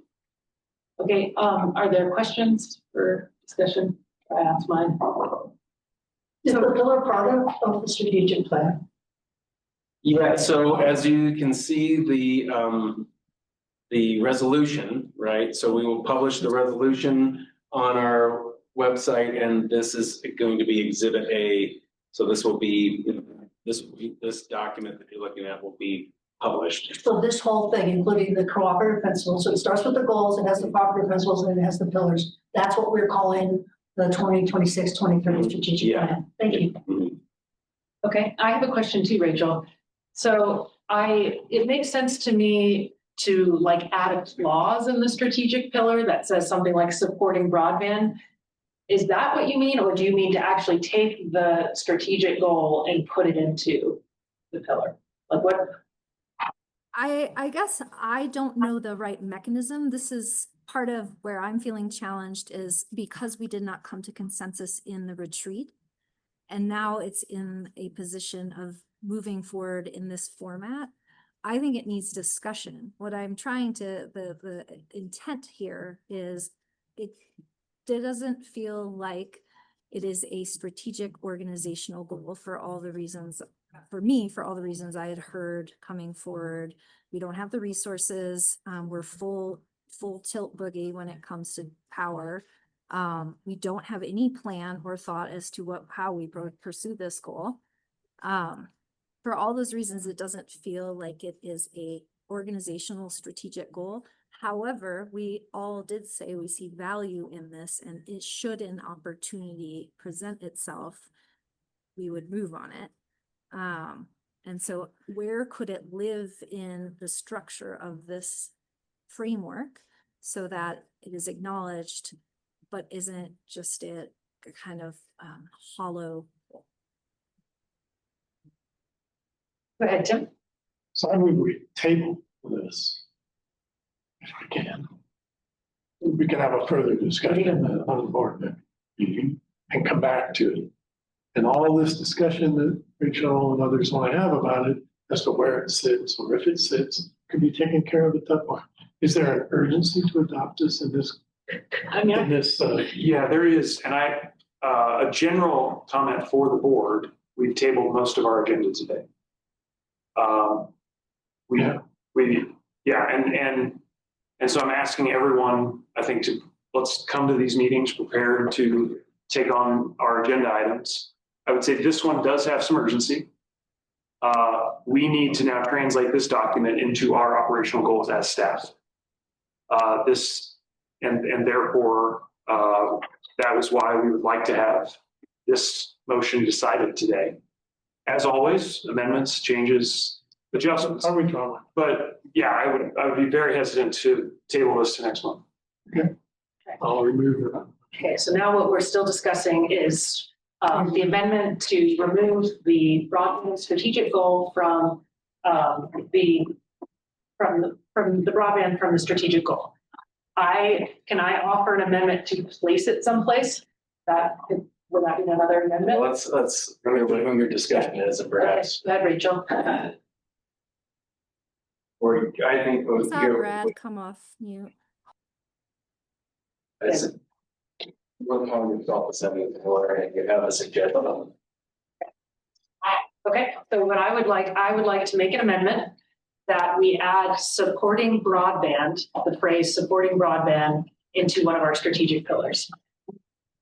So It's one of our strategic pillars, is that what you're Yes. saying? So Rachel, would you be willing to accept that adjustment to your amendment, or are you standing that you want it verbatim I in place? accept the amendment. So, okay. And John is the second. You okay with that? Which one did you get? I said to staff's discretion, somewhere in strategic pillars. The phrase supporting broadband. Okay, so we have a motion and a second for approving this resolution with that amendment. No, this would be to amend it. This is to amend it. This is just to amend it. Right. Yeah, and then if it becomes amended, then we would consider it not to approve it. Back to the regular. Yes. Yeah. Hi, Charlotte. Okay, do we have any more discussion on this amendment? Okay, so I will call for a vote. All in favor signify by saying aye. Aye. 1, 2, 3, 4, 5, 6, 7, 8. Okay, all opposed? 1, 2. Okay, that's no abstentions. Okay. Okay. So it's amended. So now we are considering adopting. We're still in discussion. Yeah. So we've resumed the main motion, which is approval of resolution 2025-18, adopting new strategic plan as amended. Okay. So that counts with the motion. Do we need another motion? No, we've resumed the main motion. So we amended the motion. Now we've resumed the main motion. So we're back to discussion on whether or not to adopt the now modified strategic plan. Okay, saw Kirsten's hand go up first. Yes, thank you. So on the pillars under energizing tomorrow, I'm not sure I don't think it's smart to necessarily limit.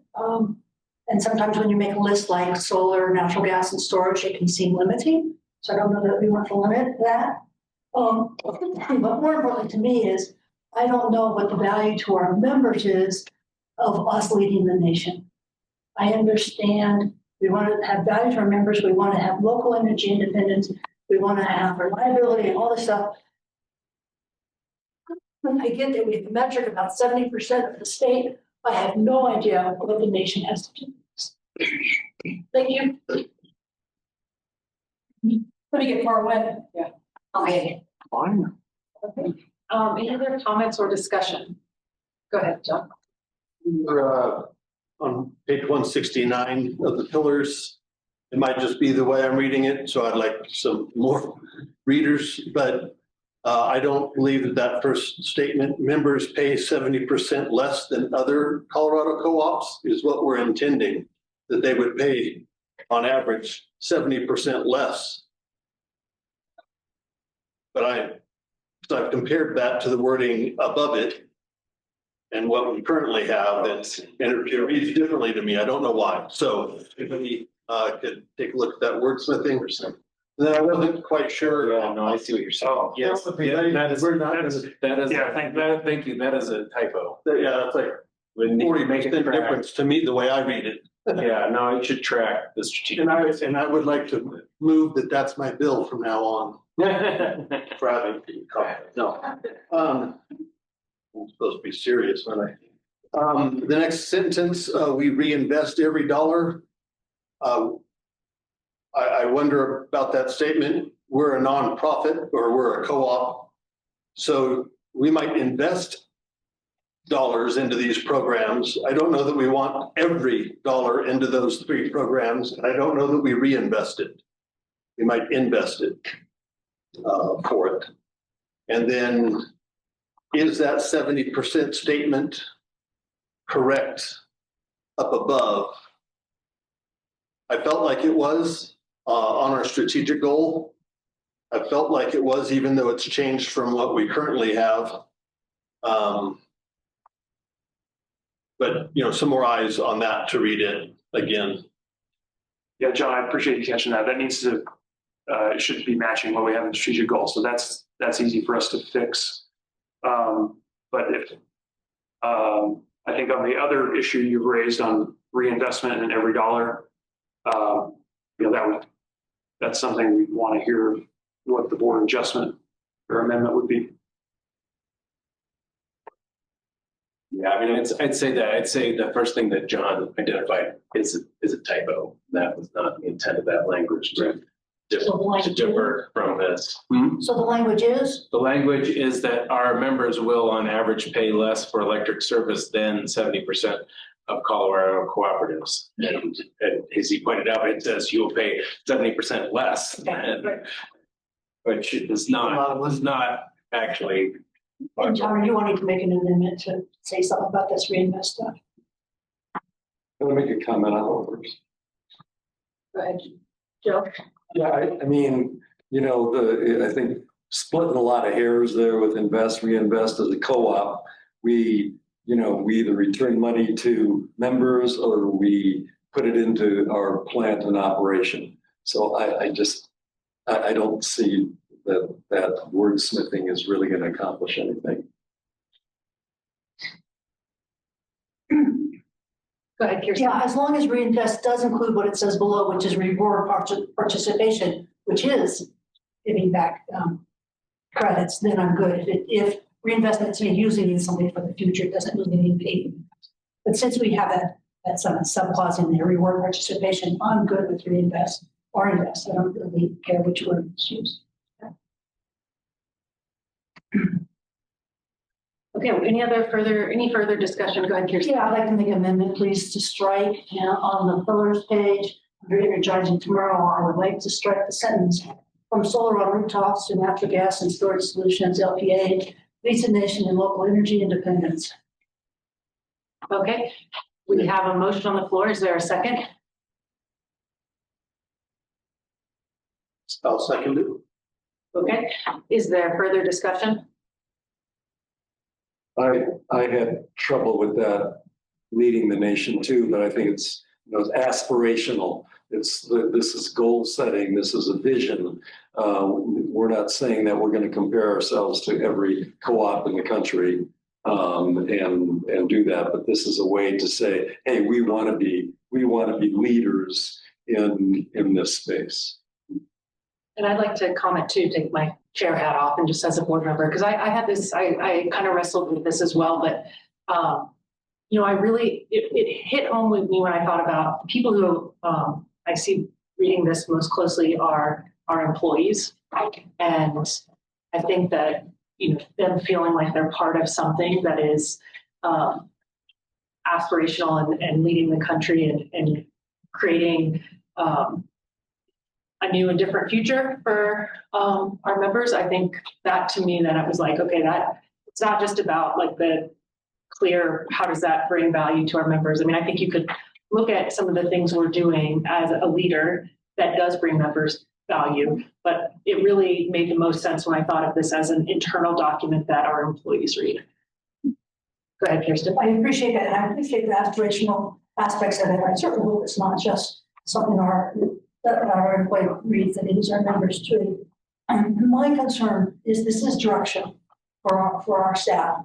And I don't want our staff to get messed up with worrying about the rest of the nation. I want our staff to get the lowest that we can get, to work on that, yeah, it's nice to be able to say, but, you know, Chris, I don't want you to feel because we have Nation in here that you have to go try to Washington DC.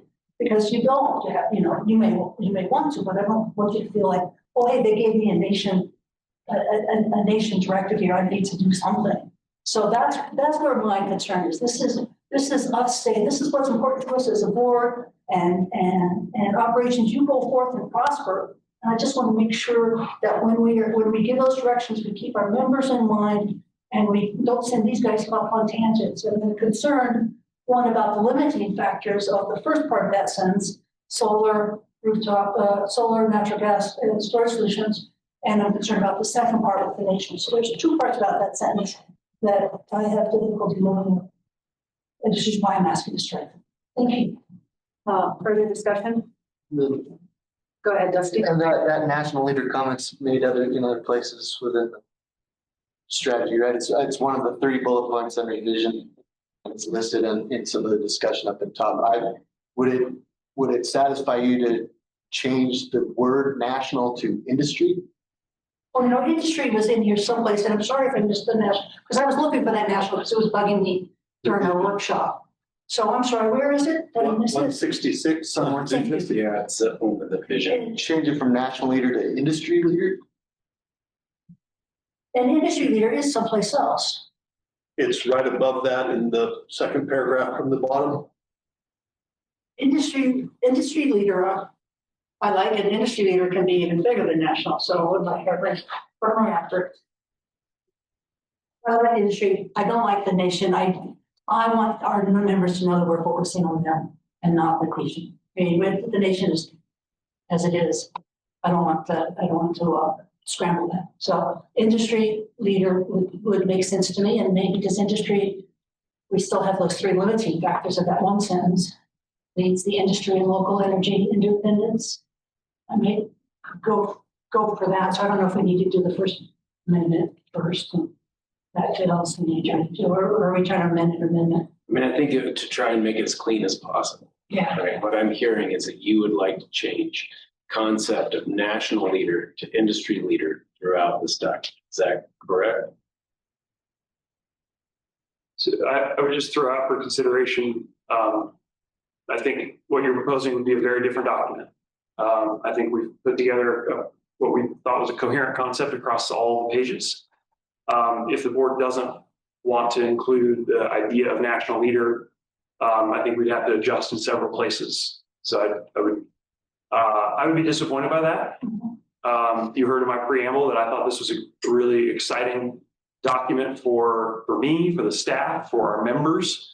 I think national leadership takes on lots of different forms. You have all asked me to implement great beneficial electrification programs, nation-leading decarbonization, nation-leading affordability. And that, I think, is what we've put into this document as our vision and mission. And so I think we'd be going in a different direction. It's obviously the board's purview to do that. But I think it would fundamentally change the direction that this document was drafted.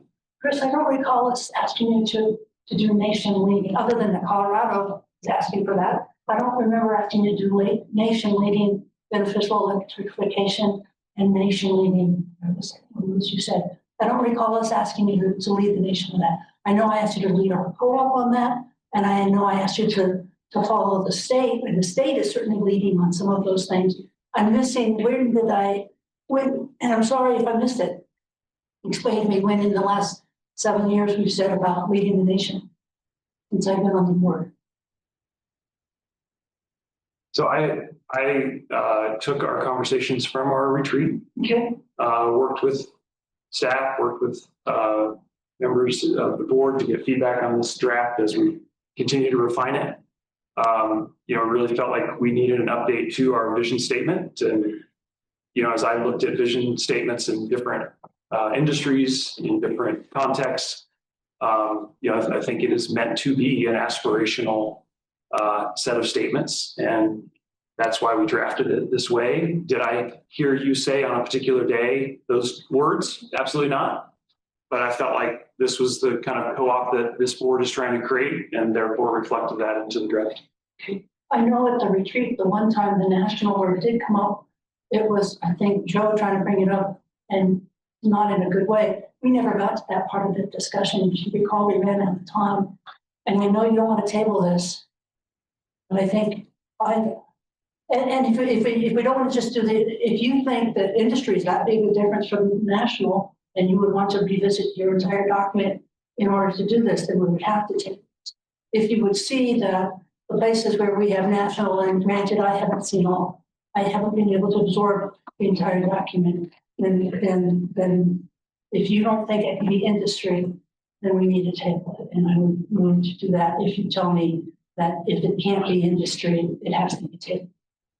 Or it can't be national, it has to be tabled. Would it be time to call for a vote on the First Amendment on the floor? That, not the first one, but your Kirsten's First Amendment. Can we go ahead and do that? Striking the sentence. Yeah, so the First Amendment was to remove the sentence in the strategic pillar that said, from solar on rooftops to natural gas and storage solutions, LPEA leads the nation in local energy defense. Remove it? Remove that sentence. That's what we're voting. So, and I. That was the motion. Yes, hold on. That's the motion on the floor. There's a second. A yes vote would be to remove that sentence. All in favor signify by saying aye. 1, 2, 3. Okay, 3 people. All opposed? Aye. 1, 2, 3, 4, 5, 6. All abstained? Rachel abstained. Okay, so 3, 6, 1. Okay, so let's move back to the passing of the resolution. Are there additional, we have that for consideration. Is there an additional amendment that needs to be made? We're ready to vote on passing this. I amend that Go ahead. I move that we amend to where we mention national leadership or nation, that we change that to industry. Okay, there's a motion on the floor. Is there a second?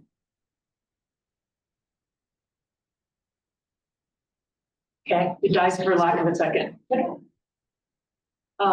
Okay, so now we're still just looking at the resolution of approving this strategic plan. Is there further discussion? Go ahead. One clarification, because we were going to move that one goal, but we're still going to keep that change that Ken had in that. That amendment's been passed.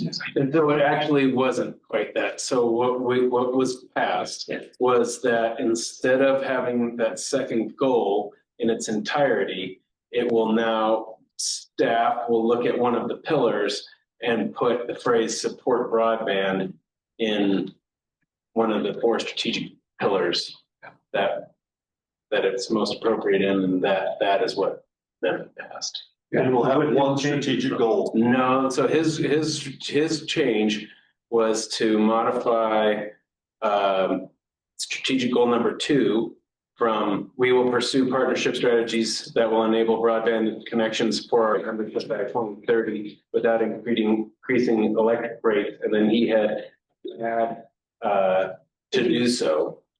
And instead, the motions after that end of that written phrase, right? And then the motion that was passed was to strike that goal in its entirety and place the phrase support broadband somewhere in the 4 strategic pillars.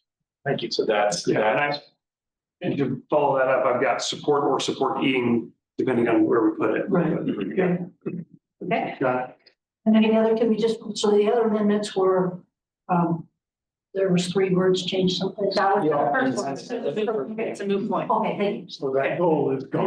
It's gone. Okay. And so is the word. Yep. So it doesn't need the modification. Okay. About the 70%, that got changed. Yeah, the 70% that is a typographical error That's that will important. just be corrected. Super. Yeah. Okay. Further discussion. I think now there's an understanding of what we're voting on if we get there, when we get there. So At this point, it's a motion simply to pass this plan as modified. It's modified, by the amendment. I haven't made that much. You did.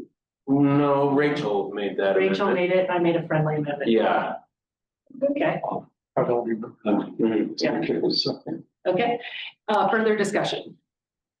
Okay, seeing none, I'll call for a vote. All in favor signify by saying aye. Aye. Aye. 3, 4, 5, 6, 7, and 10. That's unanimous. Passes unanimously. Okay. It is now, we are on to reports, attorney report. Go ahead, Graham. I just refer the board to my written report and take any questions you may have. Okay. Any questions for Graham?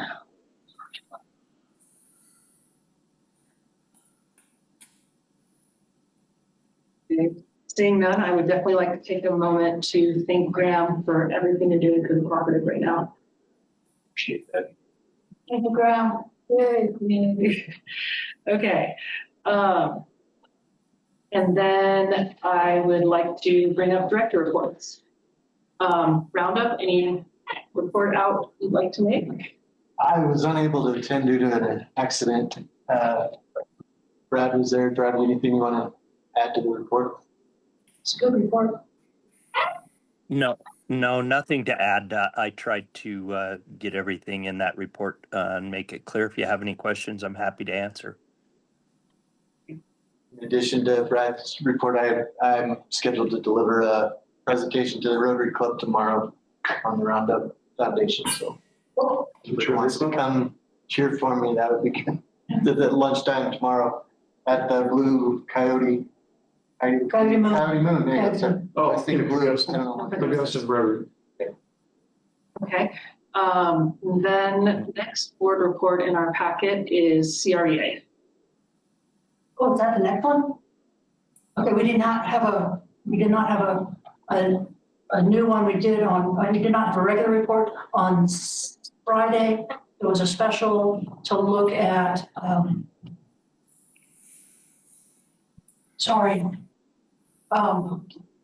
the special was to look at a study to see the impact on Excel not going into Markets Plus. That was denied by the board. They didn't feel that the timing was correct. The next in-person meeting is in November, and that will be in conjunction with the Innovation Summit, which I saw a lot of you guys signed up to do, and I'm looking forward to seeing you guys up there. Sorry about that delay. Okay. Any questions for Kirsten? Maybe just there. I didn't really understand the special meeting. It sounded kind of scary though, right? As far as, you know, what Excel is, their impact on others. I'm surprised that only LPEA and Holy Cross were the only ones that really missed that. It wasn't parts and Yeah, but the folks who voted against it, what they said was it was a timing thing. They felt for regulatory, it's going to be important to have an updated study. And that's 3 years away. For legislative, which is April, which is what Chris and I were pushing for, well, they said, well, no, not so important. But the legislators don't care. They don't need the updated data. And unfortunately, Chris had to drop off, so he didn't get to carry the water, and he didn't. And so that's where it ended up. So it just was felt that it wasn't worth spending money at this time. Everybody agreed that, hey, if Excel tries to pull a run around and say, hey, we're going to Markets Plus, and we don't have to go into RTO, that's everybody's going to pull off their gloves or whatever it is the euphemism is for that. I did with the insurance. Thank you. Yeah. Yeah, maybe just a couple of things to add to that. So I had made the motion at the managers meeting in August for CREA to take a look at this issue. What are the impacts on CREA members if Excel does not join RTO? I believe those to be significant and will raise costs for co-op members across the state. So I suggested that we do a study of studies, basically to look at analysis that's already been done, to quantify that so that if Excel makes that argument in the 26th legislative session, which I think is likely, that we as CREA would be prepared to answer those questions with legislators and prevent them from using legislative methods to get out of that requirement that's currently in state law. Unfortunately, this meeting did not move forward with that. I think that is a critical strategic error. And we'll continue to advocate that we are prepared as we go into the next legislative session. That's the feeling I got, that it was, okay, thank you. Yeah. So then, any other questions for Chris or Kirsten on CREA?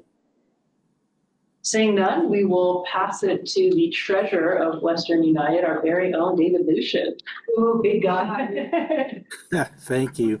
Next live meeting will be October 31st, Halloween in Denver. I will be attending, and they're having that because, as Kirsten said, CREA is that weekend. And another plug for the director training for CREA. There is director training there that weekend too, if you would like to attend that. And any questions on the financials? All right, thank y'all. Thank you, David. Tri-State, back to Kirsten. Yeah, I've got the report, several pages. I'd like to highlight a few.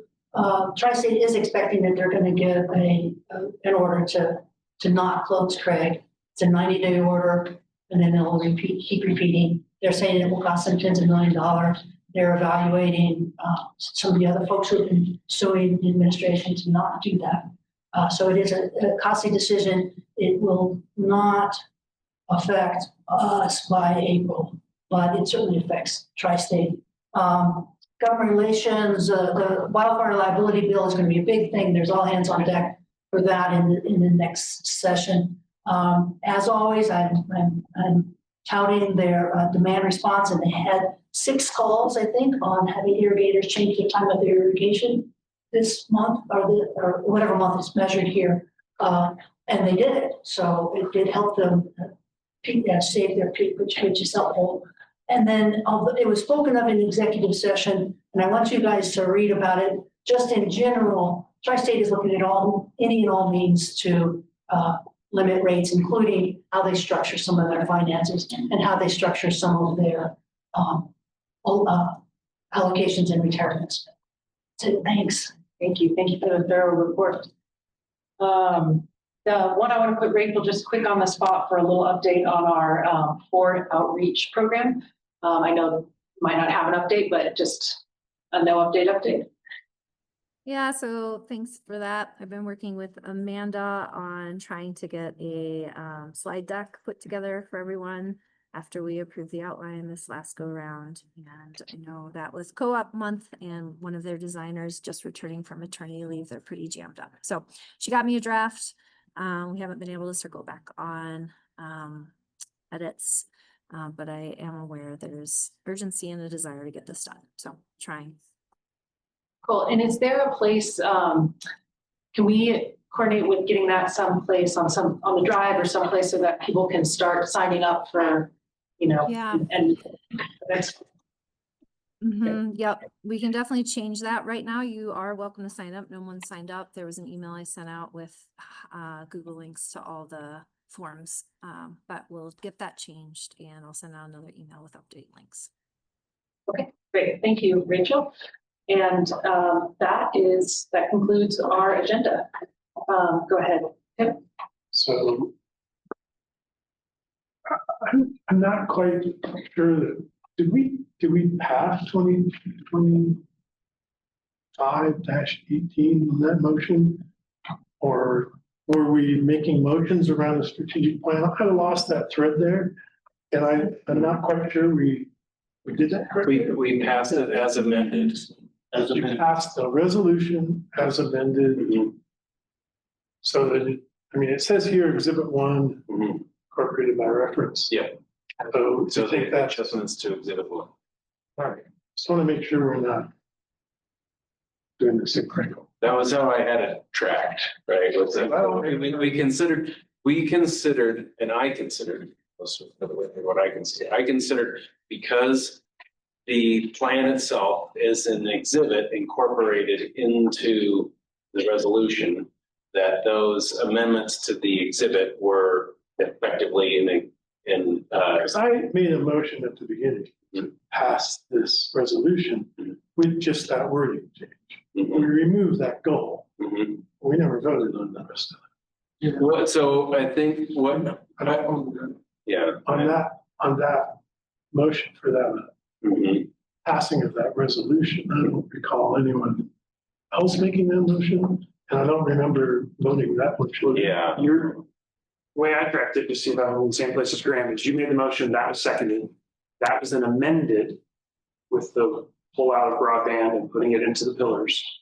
That then was voted on as the amended original motion. Okay, that was what I, That's what I you tracked. said it was Rachel, so that's why I'm. Okay. Well, that was one of the subsequent amendments, I believe, or statements of asking. Okay. It wasn't, So, yeah. as Just to be sure that we didn't. Before we go home, we want to make sure we did it right. Right, it was a long discussion with lots of changes. Yeah. I just want to make sure. So that motion I made, as amended, refers to this document and was passed. Yep. And you're satisfied. Yeah, so you made the main motion, then we had an amendment that passed, and so so we resumed the amended main motion that ultimately passed. Perfect. All right. Thank you. Sorry. Okay, great. Just two quick things. I went to the ARC demonstration, and I think any new member should go to those. That's the first one I saw, and it was really interesting, the setup that the line workers have to show how all this stuff works together. Very good demonstration. And then I've just a reminder, I think we should all be talking up the October 23rd event. I've talked up with several people and got other people interested who are going to go. So I think that's kind of incumbent on us to try to make sure we fill the stadium there. Oh, the Power X. Yeah. Okay, any other comments? Good. Care about a CCD. The CCD is credentialed cooperative director, and it's 5 courses, basics, and it can take a long time, especially if you do the free ones. And I really appreciate those who are able to take the time. You can't all take the time, but I really appreciate it. I think you did one of those online, right? One of your classes? No? Gosh, I probably, Yeah. I remember more about your training than you do. Thanks, Joe. I appreciate it. Okay. Okay, any other comments? Well, I will say as your president, we're 50 minutes over, and I had the same thought. There was a lot of things that we didn't accomplish. There was a lot of tabling. So I would very much appreciate any feedback on how to make this run better. So please reach out to me and let me know what I can do to use everyone's time as wisely as possible. But thank you for everyone for being here, and thank you to staff for. One final logistical comment. These we're going to just keep at headquarters and have them available for you to grab at the start of every in-person meeting. And when you finish your service on the board, this is a lovely parting gift. So I hope you like the new nameplates, and a big thank you to Monica Vick for getting these together for us. Yeah. Okay. Thank you. Tim, I love this agreement.